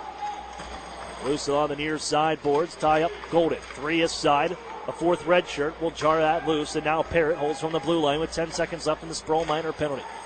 Left side, Poirier. Skip pass for Robertson. Picks it up off the boards, sends it to the blue line. Parrott right back to Robertson, right side. Out of the box comes Sproul. They strip the man of the puck, and here he's got numbers out ahead. Sproul with it, left side. Golden and Sell enjoyed him. Sproul left side, drags, fires, scores! Emmett Sproul ties the game at 3 as he goes short side on Guzda.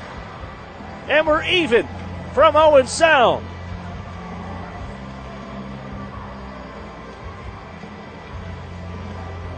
Can you dig it?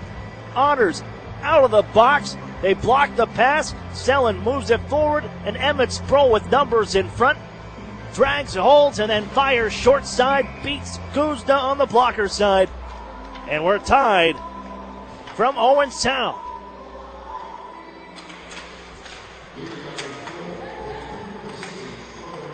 Drysdale has the face-off when holds, and the Otters kill off a penalty. Score right after as Garrett Podubny comes the other way. Sends one high over the net.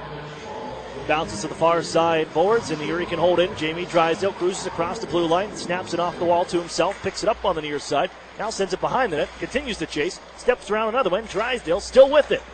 Playing keep away Drysdale. Finally, he's bodied up by Pearson. They take the puck away, and now at the center ice, Ryan Martin will lug it into the zone.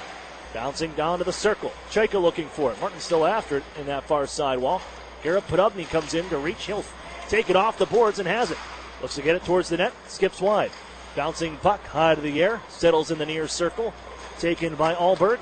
And on furthered as Owen Sound tucks it into the Erie zone. Changes on the way as Peter Chaika winds it up behind his net. His dish that was intended for Singer.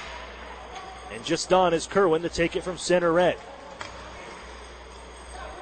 Emmett Sproul with his 10th of the season. He's a 10-goal scorer here in the OHL. Doubles his output from last year. Here's Chaika on a steal from neutral ice. Left side into his shift. Snaps one off a Lyle. Deflects out of play. With 14:53 to go here in the third period. And the Otters have tied this game. Emmett Sproul with his 30th point and his 10th of the season. And a big goal for the Otters to tie this at 3.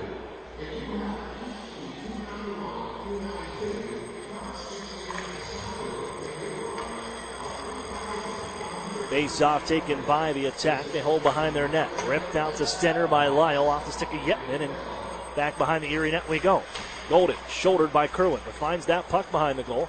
Ahead for Maxim Golod, tied up by Robinson at the near half wall. Still inside Erie territory, dug out, but Popoff finds it. Spins and hands the seed to Lyle right side. Along the line to the corner. Poke check Golden, sends it off the stick of Cade Robinson. As it's chipped back behind the Erie net, Chad Yipman can find it. McDougal, Golden, and he'll hold on the right side from his own end. Erie starts moving north, and McDougal gets into the zone. Ships it below the goal line for Yetman. Found by Popoff. Golon follows up. Now Yetman with it. Tries the center. Man lost the stick. That belonged to Lyle. Popoff can find it as he bodies up Yetman. But Drysdale holds from the point. Sets up Henry. Waits. Shoots. Blocker save made. Golon to the goal. And they make the stop. Getting across is Guzda to stick this one away. And it also knocks the net off at the same time.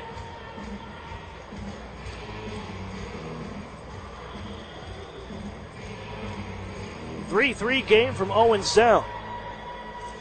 Emmett Sproul with maybe his biggest goal of his Otters career so far, tying this one up. And what is pretty much a must-win now, after the Winter Spitfires did pick up 1 point in overtime with the North Bay Battalion. Erie can draw within 4, and again will control their destiny with 2 games in hand on the Windsor Spitfires. Icing call the Attack. And Henry sets this up.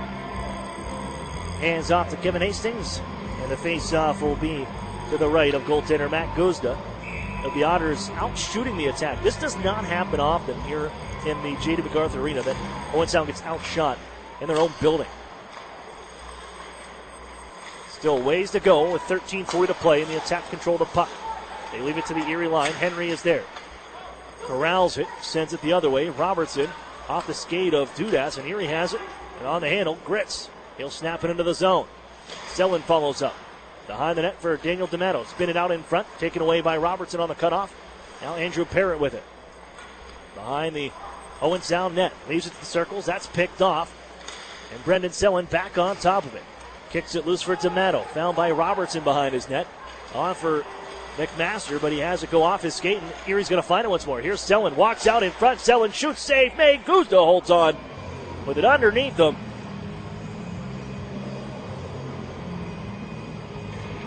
And another face-off coming up. Inside Owen Sound territory. Well, Dan D'Amato does have a game winner against the Owen Sound attack. That was back in Erie, the January 11th and January 12th weekend. Picked up the winner on the Sunday as the Otters work this one along the face-off. Backhand try. Joe Mack sends it over the glove hand, walking in front of Guzda, and Erie jumps ahead 4-3. Well, that face-off, no one could really settle it down. It just tossed it around, knuckled around, and then tapped in front by Emmett Sproul as he's trying to get a shot away. Blocked by Woolley, and Joe Mack cleans up the garbage. And his backhander puts Erie ahead by 1.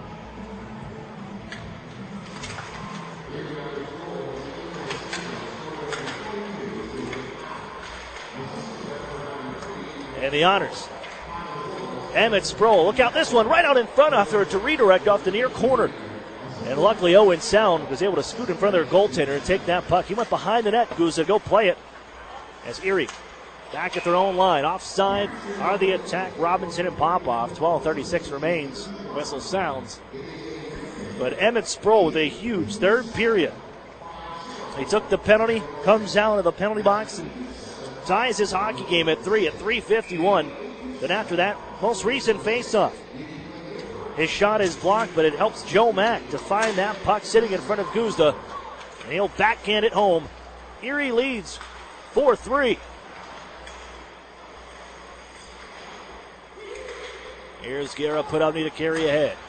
Daniel Singer lifted out to the near side corner. Guerra Podubny goes to chase it down. Back behind the net, but it's grabbed by Mark Woolley. Former third-round pick, 54th overall in the Guelph Storm. And shrugged ahead to the Erie zone. There's Jack Duff. Bumped by Popoff. Martin takes over from the near corner. Now Guerra Podubny.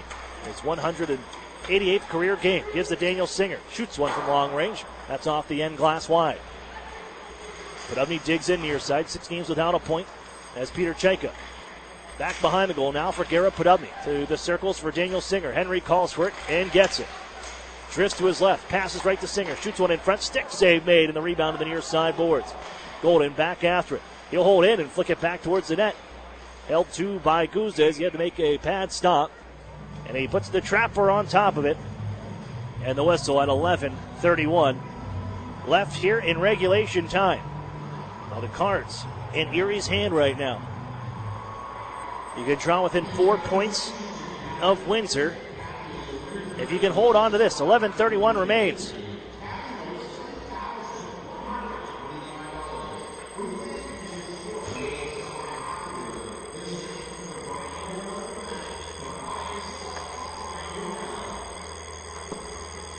After the draw, it's Owen Sound working it ahead to center, but that pass was picked off, and Erie came in offside. Another face-off from the neutral zone. Face-offs just about even. Slight edge to Owen Sound tonight, 28-25. Erie wins this one, make it 28-26. Rattled off the end boards by the Otters on the shoot-in by Golden. Bouncing puck from the corner, taken by Erie, and the pass for Golod just slips over his stick. And a foot race down to the near side corner, Henry after it. Curtis Henry back behind his own net. Jams on the brakes. Still trying to skate away as the pressure continues to stay on top of him. And McMaster, he'll hand off to Jake Golden, and now he'll go behind the goal and look to break out with the Otters. Golden with his first goal as an Erie Otter here back in the first period. And Golden cruises through everybody. Down to the right wing side now. It's a shot goal. That one skips off a stick wide. Goes after his own rebound after it hit off the end boards. And picking this one up will be Aiden Dudas. Golden goes off on a change. Drysdale steps on as Dudas carries the center. Now gives to Lyle right side. Calling back for it is Dudas. Chipped that by the Aiden Dudas towards the front. Went right through everybody. And the Otters send this one ahead over the too much high. Wait a minute, let me see here. Icing call whistled. They had a man down in front, but the pass intended for Max Golod from Alex Gritz couldn't be reeled in.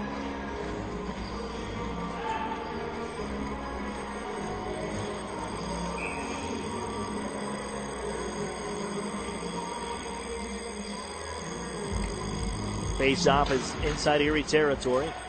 In a one-goal game, the Erie Otters ahead. Erie leads the league, tied actually with the Guelph Storm with one-goal games. 24 of them. Both of those teams have been involved in them. Erie leads the league in one-goal game wins with 16, but look out, the attack have the puck after Erie coughed it up at the line. They couldn't get it out of the zone. Kerwin to Parrott at the point. Snaps it towards the goal, deflected by Drysdale wide. And MacDougall angles it the other way. It's another icing call coming up to Erie.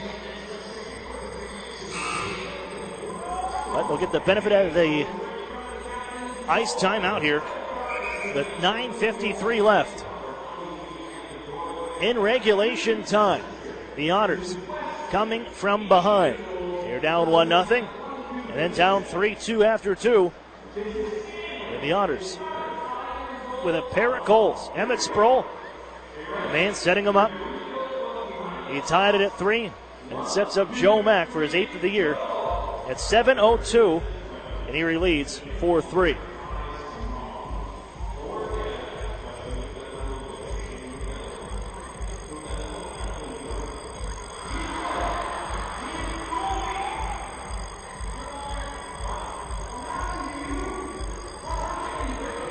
Keep your clothes in top shape with Chido's Dry Cleaners, complete with an easy, accessible drive-through and free pickup and drop-off. Chido's Cleaners is second to none. Chido's Dry Cleaners, the official dry cleaning service provider of the Erie Otters.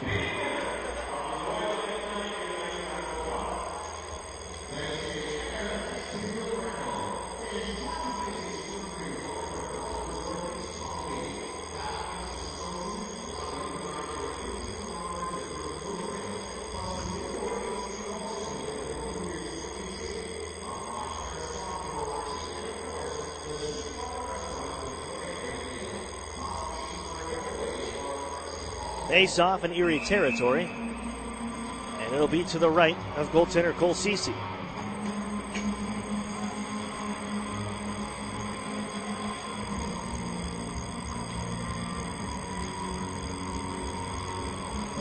Grit steps in to take this face off, but it's won back by the attack, and Lyle has it now. His shot blocked by Duff. Sent to the near sidewall. Erie trying to clear here as Sellen bumps a man. It'll get to neutral ice, and the Otters can't get it to Grits. Taken once more by the attack, and Alberg will fire it in from the right side. Around the horn it goes. Poked ahead by Grits. Along the near side circle, taken once more. The attack have it seed to Lyle on the right point now.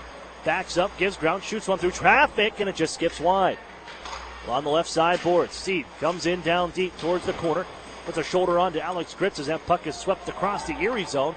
Erie has not changed here. They've still stuck, and they're going to be guilty of another icing call. And they can't finish off this change. Another icing call on the Otters with 9:13 to go. And they did that one without their top line on. Now they're going to put out some of the big boys. Trailing by 1, 9:13 left. And the Otters, you're going to have to now. Timeout whistled with a gassed unit of Drysdale, Duff, Grits, D'Amato, and Sellen. D'Amato's the freshest one out of the 5, as he was able to replace MacDougall. And Erie got it out to neutral ice, but couldn't get it in deep from center red. Eventually iced it once again. So a major face-off on the way. Inside Erie territory, with the Otters nursing this one-goal lead. 4-3, they lead the attack with Emmett Sproul helping to figure in on both goals. Tied it at 3 at 3:51. Then 3 minutes and 11 seconds later, able to set up Joe Mack after a face-off to put the Otters ahead by 1. Crowd trying to get back into this one, and it could be a loud crowd. We know that from this building. But the Owen Sound attack faithful.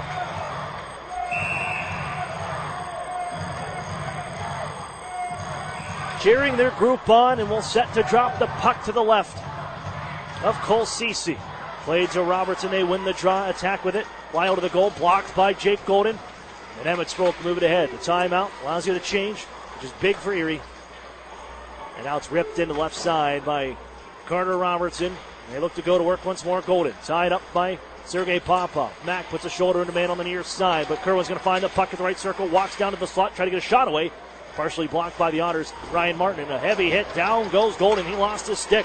They hold in from the point. Lyle right side in front. His shot blocked by Golden. He can get his twig back in front of the net. Lyle has the puck, though, for Owen Sound. Shouldered by Martin. Behind the net, that battle continues as coming across to help out is Joe Mack, but Erie cannot clear. Robertson holds in. Mack intercepts a pass. And Erie marches ahead. 4 men strong. 4 on 2. Golden into the zone. Tied up from behind by Popov. And off go the attack. 2-on-1. Lyle with Kerwin. Lyle right side.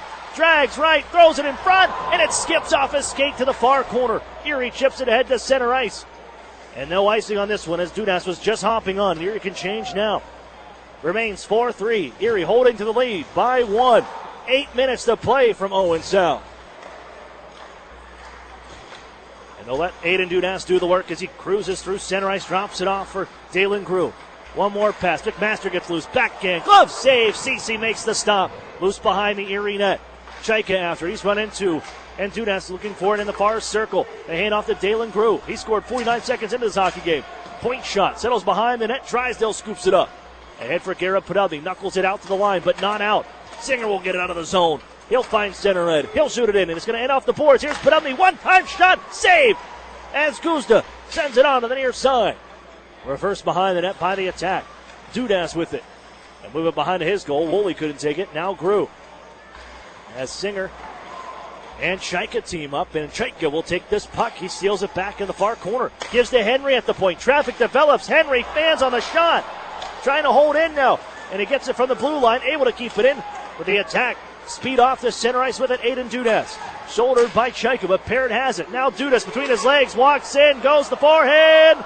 Kept out as Cece kicks it away. But still with the puck, it's McMaster for the attack. He fans on the plate. Now Erie's got it. And Podolny ahead for McDougal. Couldn't take the pass. It skipped over his stick and sent to the near corner by goaltender Guzda. Both teams finishing up changes.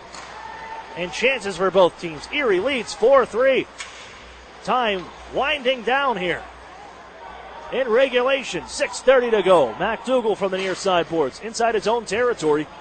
Just pokes it ahead to center as the attack reset. Manuel Alberg will send it down into the Erie zone. Otters cannot clear. Fed to the front, looking for Poirier. It skips off of his stick, and Golod charges ahead to center ice. Head down left wing side. Trying to dish across to Yetman, but it's poke checked by Brady Lyle. Alberg takes it for the attack. And the red shirts shoot it in. And picking up on the left side, Griffin Wilson. He's tied up by Ryan Martin. And the Otters able to body him up. They thought it would have been a holding call. But Erie can take the puck, and Jack Duff to center ice. Left side into the zone. Golod on for McDougal with the pass behind him, which couldn't get the shot on. Looking for a one-timer. The pass was not out in his wheelhouse. Forced out to center ice. The Otters reset, and Yetman into the zone. Peels back. Waits. Bumped on the near side by Lyle and finds Brendan Selden in the corner from the near side. 2 red shirts on him. Selden continues with it, trying to jam it down deep. D'Amato high atop the puck, as is Gritz, who just hopped on. And the battle's for on the near side. Gritz feeds it back down deep. Slowed by Guzda. Dishes to Lyle with 5:19 to play. And Gritz gloves one down from the blue line and shovels it back in deep again.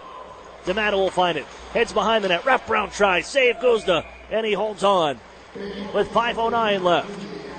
4-3. The Otters with the lead from Owen Sound. Clinging to it. Trying to keep pace and gain a point on the Windsor Spitfires here tonight with a victory. Face-off is to the left of Matt Guzda. And I come back to the save at the beginning of this third period. Cole Cece absolutely robbed Aiden Dudas. And here's Emmett Sproul with it. Wrist shot, save made, rebound in front. The Otters can't find it. Sproul will now as he turns and fires another one that's blocked.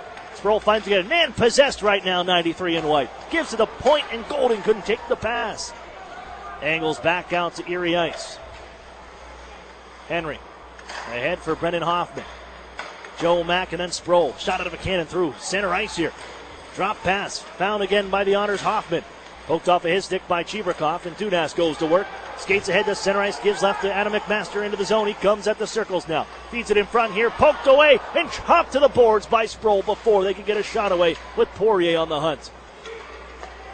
Here's Ryan Martin to carry to center ice. These are going to be short shifts. Pucks in deep. Erie played last night. Owen Sound was idle. And Cheeverkoff carries ahead to center ice. Under 5 to go from Owen Sound. Aiden Dudas across the Erie line. Feeds it near side. Grabbed by McMaster. Shuffles it on down to the corner. Looking for former Erie Otter Cade Robinson. But the Otters can flick it ahead. That'll go off the... one of the panels popped out of the scoreboard as well.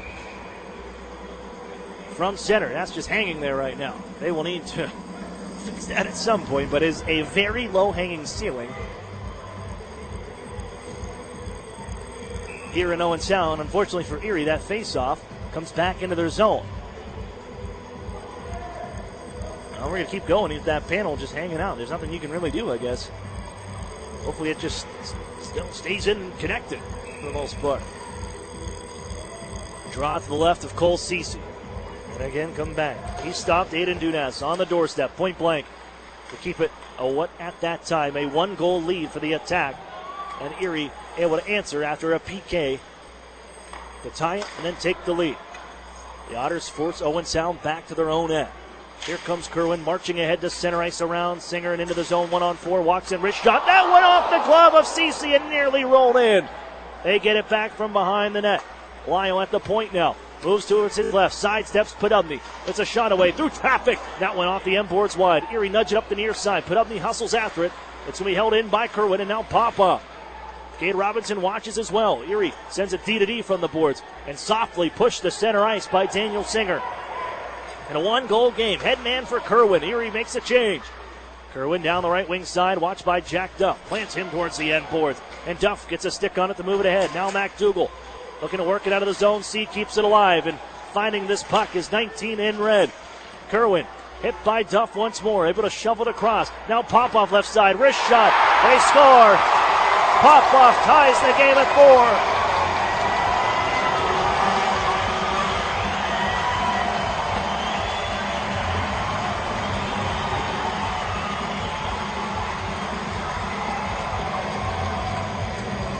The Otters just could not clear this puck. You had a chance on the far side. McDougal couldn't get it out. And then Barrett Kerwin keeps it in down deep. Nolan Seed, who pinched in, and he's the man that kept it in just in front of the Erie line. He sends it to the circle for Sergei Popov, and Popov with his 5th as an member of the attack. And 6th of the season evens this one up at 4.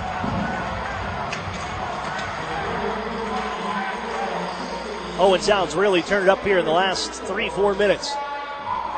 Found their sense of urgency in the J.D. MacArthur Arena. The Otters going to match it now. Just momentum. And this ice, it's tilted right now. Here's Poirier holding in from the right side. They're looking for the go-ahead. And Chad Yetman scoops it up on the far side corner of his own end. The Otters shovel it ahead. Glove down by Robertson. On his back as Max Golan forces him to the near side boards. And Parrott will take over from his own circles. 2:23 to go. The goal comes at 17:02. Brand new game here from Owen Sound. Man tripped up in neutral ice, and the Otters, well, they will not get caught with their hand in the cookie jar. Here's Emmett Sproul back the other way. Holds from the circle, sends it across, nearly picked off. Drysdale just steps on, steps around McMaster, feeds it in front, off a stick, and it pops to the near side wall. Sproul has the man tied up, but breaking through is Poirier to drill it back to Erie ice. Now McMaster chases Curtis Henry into his own corner. 1:55 to go. 4-4 hockey game. Drysdale out ahead. Leaves it to the far side. Backhanded in by Emmett Sproul. All good on that touch-up. Guzza fires it near side. Henry now rips it back in down deep. It'll skip around the boards to the far side corner. Sproul stick lift on Popov. Tucks it down to the corner for Hoffman. He's poke check. Stripped to the puck, and Erie plays it out to the point. Sproul. Now to Henry left side. Floated in front. That goes off a leg, and Joe Mack just overskated. Cheeverkoff takes it. He'll give it out to the near side, and Cade Robinson has it knocked away by the Otters defenseman Curtis Henry. Erie dumps it in once more. Woolley, bodied by Hoffman, sent out to center ice, and the Otters will take it. They'll shoot it back in with Ryan Martin and change their forwards. Holding now is Woolley from the near side circle. Angles up the near side. Kerwin will find it around Jack Duff. One man back. Kerwin right side shoot. Save made by CC. And a bouncing puck pops out in front, and the Otters just guided out to center ice. Smart play by the Otters' Daniel Singer. Rattled back in off the side of the net on a weird bounce with 50 seconds left. And the Otters, I mean, it's got to go to a point. You can't let one up here in the final 42. You got to get to overtime at this point. Here's Robertson back from his own line. Lyle on the near side. Lifted to center, Aiden Tunas. Poirier right side, bumped by Duff. Tries to pinch him off, but it's loose to the near side corner of the Otters zone. Now McMaster dances out towards the front. Plays it to the point for Lyle. It skips off his stick to center ice with 20 seconds left as we're staring down the barrel of overtime. And the Otters lead the league in overtime victories. 10 seconds to go. McMaster, one last run at the gauntlet. He'll bounce down the right side, feed it in front, bouncing puck in front. The Otters, Singer takes it away. Plays it off a body. 2 seconds to go, and time runs out. The Otters, you get a point, and you get to fight for a second one when we come back with the 3-on-3 sudden death overtime. We'll be back after this. You're listening to the Erie Otters Radio Network on CBS Sports Radio 96.3 and 1260. At ServPro of West Erie County, no job is too big and no question is too small. So when fire or water damage strikes your home or business, call on ServPro of West Erie County at 814-806-1987. That's where you'll find a team of specialists that's faster to any size disaster. So when the things that matter most are on the line, call ServPro of West Erie County, 814-806-1987 to help make fire and water damage like it never even happened. Franchises are independently owned and operated. Northern Pennsylvania Regional College. Where are we? The answer is right here, in your hometown, in your neighborhood, in your community. We are here offering 2-year degrees in workforce development where is needed the most. With evening classes, our students can balance life and work without having to leave their community. Visit regionalcollegepa.org for our degree options and application process. Northern Pennsylvania Regional College. This could change everything. Love where you live? Find yourself here with NPRC and enroll for spring 2019. The new home of the Erie Otters, WRIE Erie, CBS Sports Radio 96.3 and 1260.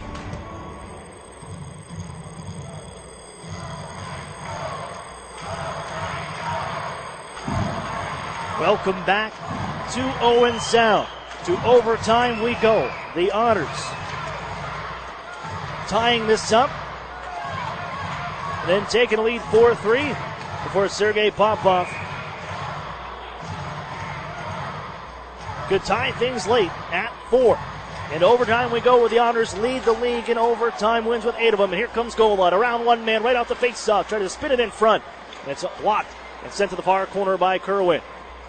And now the attack take over. Extra point on the line. The Erie Otters, although match the Windsor Spitfires tonight, but this, you'd love to get the extra point because that would put you in an opportunity to control your own destiny with 2 games in hand on the Spitfires. Lyle carries ahead now into Erie territory. Rich shot. That sails high off the glass and out to neutral ice it goes. 30 seconds off the clock. The Otters 8-2 in overtime. They've gone to 6 shootouts. The attack 2-3 in overtime as Popov carries. Trying to get around Yetman. He throws to the front here. Yetman blocks a shot as Barrett Kerwin tried to finish this one off. And the Otters charge ahead 2-on-1. Yetman with Golod. For Golod. Back in front. Yetman. Oh, what a save by Guzda as he absolutely robs Yetman on the back door. Holy shnikes, what a save. Sprawling out into the splits and denies Yetman with the left pad. Oh, you can't set up the tic-tac-toe better than that. Matt Guzda, unbelievable. And we'll keep playing from Owen Sound. 2 teams that know how critical these points are. As the Otters win this draw, but falling over, down goes Sproul, back the other way, they march 2-on-1, McMaster right side, fans on the play, and here he's going to march ahead, it's Jake Golden. Charging forward, on a break, Golden across the line, walks in, shoots, saved by Guzda. Erie back to the puck along the line, they'll find Garrett Podubny, out of here with Sproul and Golden. Podubny along the blue line, charges left side, bends off now at the circle. and holds now. He's got an overtime winner to his credit this season. Put on the left side. Can't shoot. Lost the handle. Got it back now. Plays it to Sproul. He'll hold from the near side circle. Sets up Golden with the man in front. Golden looks for Garrett. Put on the holds instead. Fires it in front. That pass blocked by Dudas. And off come the attack. It's their turn. McMaster drops it off for Dudas. They'll let him do the work. And why not? Walks in. Hands off left side. Dudas walking in front. Puts a shot towards the wall. Went off a stick. And the Otters will find it. After the misfire from Dudas. And now all the other teams, other players, everybody will change. Golden stays behind the net. Sets it up for Chaika. And fresh on is Jamie Drysdale with 2 overtime winners. Both of them on the road to his credit this season. Drysdale speeds off left side. Chips it down the wall. Taken by Parrott. But Drysdale runs with them down to the near side corner. And Parrott able to bump him off the puck. The attack take over. It's Andrew Parrott with Nolan Seed and Cade Robinson, the former Otter. Trying to reach around McDougall. Nice poke check by McDougall, but they recover, get a shot away. Nicely stopped. Goaltender Cece. The rebound skips out to center ice. Andrew Parrott on for Cade Robinson left side. Wheels over to the far corner. Poke check by Drysdale. Trying to pick it up behind the net. They run into the net, and down goes former Otter Cade Robinson. And now a stick comes up on Drysdale. And the Otters are going to go to the power play here. Off goes Cece. A high stick on Drysdale. And here comes Chaika for Max Gola. Goaltender off. Erie will have a power play, but they go 4-on-3 right now. With the extra man on. Here's McDougall. They set up Duff. One-timer stick save made. The rebound right to the circles, and Chaika couldn't reel it in. Owen Sound will touch it up. And the Otters to a 4-on-3 power play in overtime. 1 minute and 56 seconds remains. This power play will take us to a shootout should the Otters not score.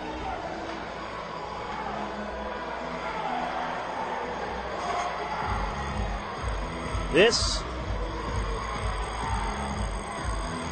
is your season. You get a chance to win it here. You need these 2 points. You need this extra one to stay in the playoff race with 10 games left after this. You have to score here, and you don't have a better opportunity than 4-on-3 overtime in the power play for Erie as it's steered to center ice by Dudas. The Otters corral it back behind their own end. Garrett put on the left side, teed up by Lyle, sends across ice for Jack Duff. 2 defenders on for Erie. Drysdale the other, who has it now. Garrett put on the left side, Yetman in front. They give to Chad Yetman down to the near side circle. Drysdale now at the point. They set up Duff for the one-time shot. A blast! And he sends it off the side of the net. Picked up in the near side corner, and Brady Lyle skips it down the ice. Stopped by Cece, and he'll settle it down for Drysdale. 1:20 left in overtime. 4-4 hockey game. Garrett put up the out-ahead left wing side. Holds it from the near side wall as he sets up shop with the Otters. Jack Duff now center point. He'll trade places with Podubny. Hand off to him on the right side, but he fumbled the puck for a second. Gets it back, chips it down to the corner. And Woolley will tie up Chad Yetman, and Woolley bounces off the wall, chops it up the boards, but not out. Erie can settle it down. Here's Drysdale center point. Wheels left, walks in, wrist shot blocked, and Dudas, look out, may have a break. Here's Aiden Dudas shorthanded. Drysdale hustles, catches up to him, and pokes it away. What a skating display by Jamie Drysdale to deny the shorthanded breakaway. That could have been disastrous. 30 seconds left. Yetman comes into the zone left side. This power play unit and PK unit stays on. Put up with half a minute to go. Hands off the Duff right side. Bouncing puck. And Erie gives to Drysdale. Back to Jack Duff. 20 seconds to go on the right side. Drysdale calls for it. They'll go to Podubny on the left side circle. Swings it in front. Deflected in! The milk's gone bad. Chad Yetman in front deflects it past Guzda. And with 14 seconds left, the Otters take the game 5-4 in overtime.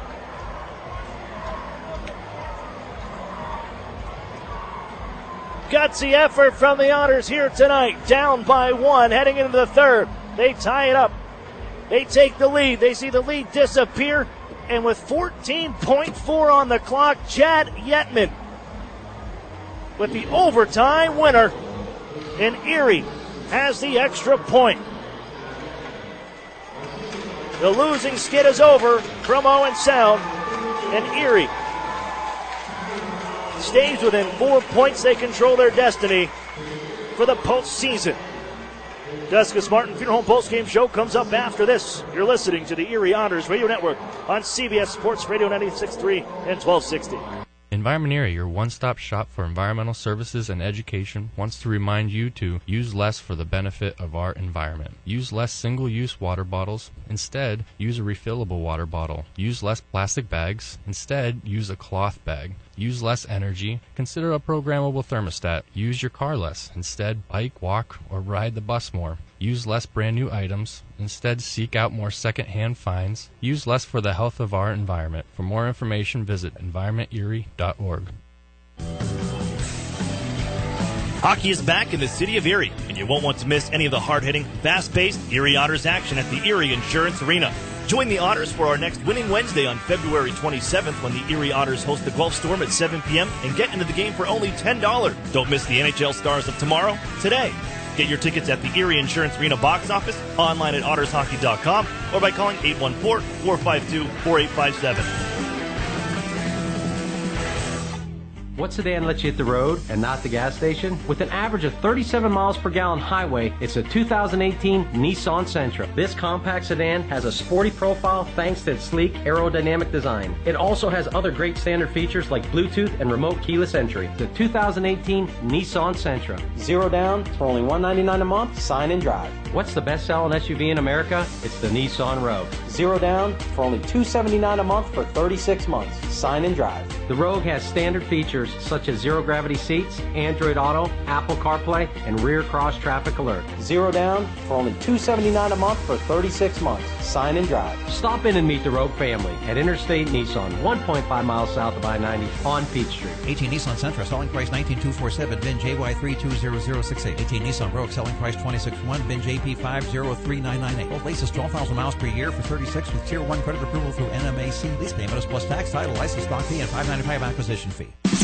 The new home of the Erie Otters, WRIE Erie, CBS Sports Radio 96.3 and 1260. Welcome back to Owen Sound, where the Erie Otters have snapped the streak. They've lost 6 straight games in this building over the course of 2 years. But fighting back in the third period, Emmett Sproul, Erie's first-round pick, 21st overall in 2017. With the game-tying goal, and then helps set up to put the Otters ahead for a moment, only to see that disappear late. And then in a power play for the Otters in overtime. And Chad Yetman with a 3-point night in overtime winner, the Otters' 9th win in overtime this season. They get the extra point. They're now 4 points behind the Windsor Spitfires for the final playoff seed in the Western Conference. With 2 games in hand, you control your own destiny. You got maybe not the help you really wanted, but you got a little bit of help from the North Bay Battalion to force it into overtime and win that hockey game. But the Otters took care of business on their side. Doesn't matter that Owen Sound gets a point because you're not going to track down the attack over the next 10 games. But you're within striking distance of the Windsor Spitfires still. 10 games to go on the OHL season. Hello, everybody. I'm Aaron Cooney. It's the Duskus Martin Funeral Home post-game show. Duskus Martin working tirelessly to give your loved ones dignity. Into the first period, let's recap this wild one for you. Lots of lead changes in this one. Before Chad Yetman could finish it off in overtime on a power play. 49 seconds in, Dalen Grew gets things going. And if you're an Otters fan and you know you're in this building, you're probably thinking, oh, goodness, here we go again. But the Otters would answer back a power play goal from Matthew McDougall. How about the special teams this weekend? The Otters special teams on the PK will go 7 for 8, and the power play 2 for 3 tonight to help the team along to the victory. And with the power play goal at 3:08, McDougall, he finds the back net for his 12th of the season. And then Jacob Golden with his first as an Erie Otter. 3rd of the season. At 5:11, Erie leads 2-1, but late that first period, 27 for Owen Sound going to cash in. As Aiden Dudas on the power play, the Owen Sound attack at a power play marker of their own. tied at 2 after 1. Head to the second, and at 4:11, Cade Robinson, the former Erie Otter, well, he's able to disrupt the pass behind the net as Erie tried to go D to D. Picks this one off, and eventually it's on the tape of Barrett Kerwin, set up by Sergei Popov, who buries it from the right circle.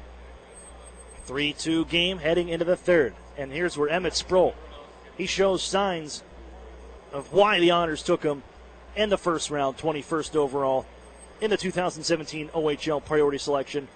Takes a penalty. The Otters kill it off. Great penalty killing again from Erie. Brendan Sellen sends it ahead for Emmett Sproul. On a 2-on-1, Sproul likes to hold on to it. The left-hander wires this one from the left side. Short side on the stick of Guzda, even at 3. Then 3 minutes and 21 seconds later, the Otters in the offense don't face-off. And again, face-offs were key this weekend for the Otters. Did really well when the face-off done. And they win this draw. Sproul trying to get a shot away. It's deflected off his stick, sits in front, and Joe Mack, the backhander, beats goaltender Guzda. Erie leads 4-3, and the attack started coming on here at the end of the hockey game in regulation time. And they'll finally find Sergei Popov after a nice hold-in along the left side wall by Nolan Seed to keep it alive. And Popov rips it from the left side. He goes short side on Cole Ceci. We're headed to overtime here from Owen Sound. Up and down we went. 8 shots total, 4 on both sides in overtime, but the Otters would have the best opportunity. Power play on as Jamie Drysdale took a high stick from Barrett Kerwin. It drew blood too. It was a double minor. It would take us all the way to the final minute 50-something. Minute 58 was left. It would take us down to a shootout if Erie could not score on the power play. Even though they had got to come back to a short-handed breakaway that we thought was going to be a breakaway for Aiden Dudas. He sped off, and Jamie Drysdale finds another gear. I mean, he catches up from him. Dudas was in by himself from just about center red. The Otters were in tow, but Drysdale kicks it into 6th gear and somehow catches up to him, strips him of the puck cleanly, and sends it to the far corner. That was about 30 seconds left and gave the Otters one last gasp on this power play to score. As the Otters held it at the blue line, they weren't really penetrating in front. Yetman was still just kind of cruising around in front of the goal until Garrett Podobny keeps it from the left side, lets a little shot go low, and it's deflected by Yetman into the net for his 19th of the season. Overtime goal for the Otters. They win their 9th overtime game of the season, which is, last year Erie had a hard time in 1-goal games. Well, they just won another one. They come from behind for the 7th time when trailing after 2 periods. That leads the league in comeback victories after 2. Another 1-goal game victory for the Erie Otters give them 17, and a 9th overtime win that also leads the league. Cardiac Kids keep rolling, and the playoff heartbeat is still strong. And Erie outshoots the attack here. Doesn't happen often in this building. 36-35. As we'll take a look at our 3 stars.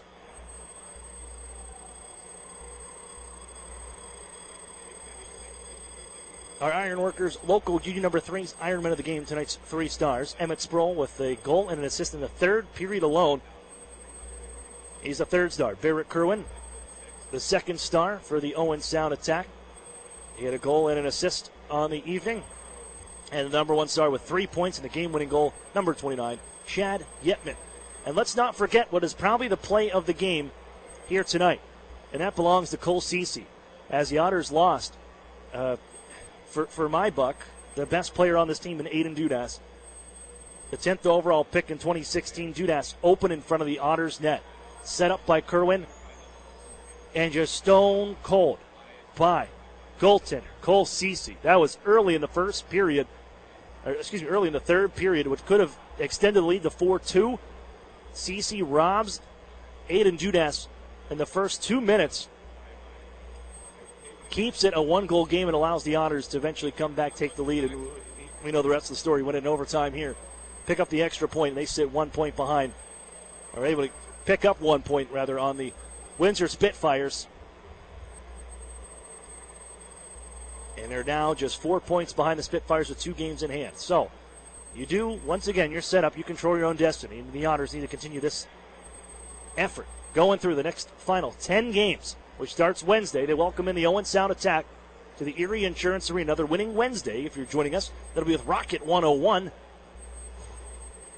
For winning Wednesday, tickets for Wednesday's game, just $10. All Wednesday games, just $10. So you're going to want to make sure you stop by, join us for Hockey Bingo. Great prizes on the line, and you can get in for just $10. See the Otters try to keep their playoff hopes alive against the Guelph Storm Wednesday, 7 o'clock from the Erie Insurance Arena. That'll be the last time you hear from us, as we're going to wrap things up here from the J.D. MacArthur Arena. The Otters snap a 6-game losing streak over 2 years in this building. They finally exercise the demons. This house is clean. 5-4 Erie Otters in overtime over the Owen Sound Attack. For Brian McKay back in studio, I'm Aaron Cooney saying goodnight. We'll talk to you Wednesday when the Otters host the Guelph Storm at 7 p.m. You've been listening to the Erie Otters Radio Network on CBS Sports Radio 96.3 and 1260. You've been listening to Erie Otters Hockey on WRIE Erie. Follow all the action throughout the season on the new home of the Erie Otters, CBS Sports Radio 96.3 and 1260. Like that actor was in Chicago. What?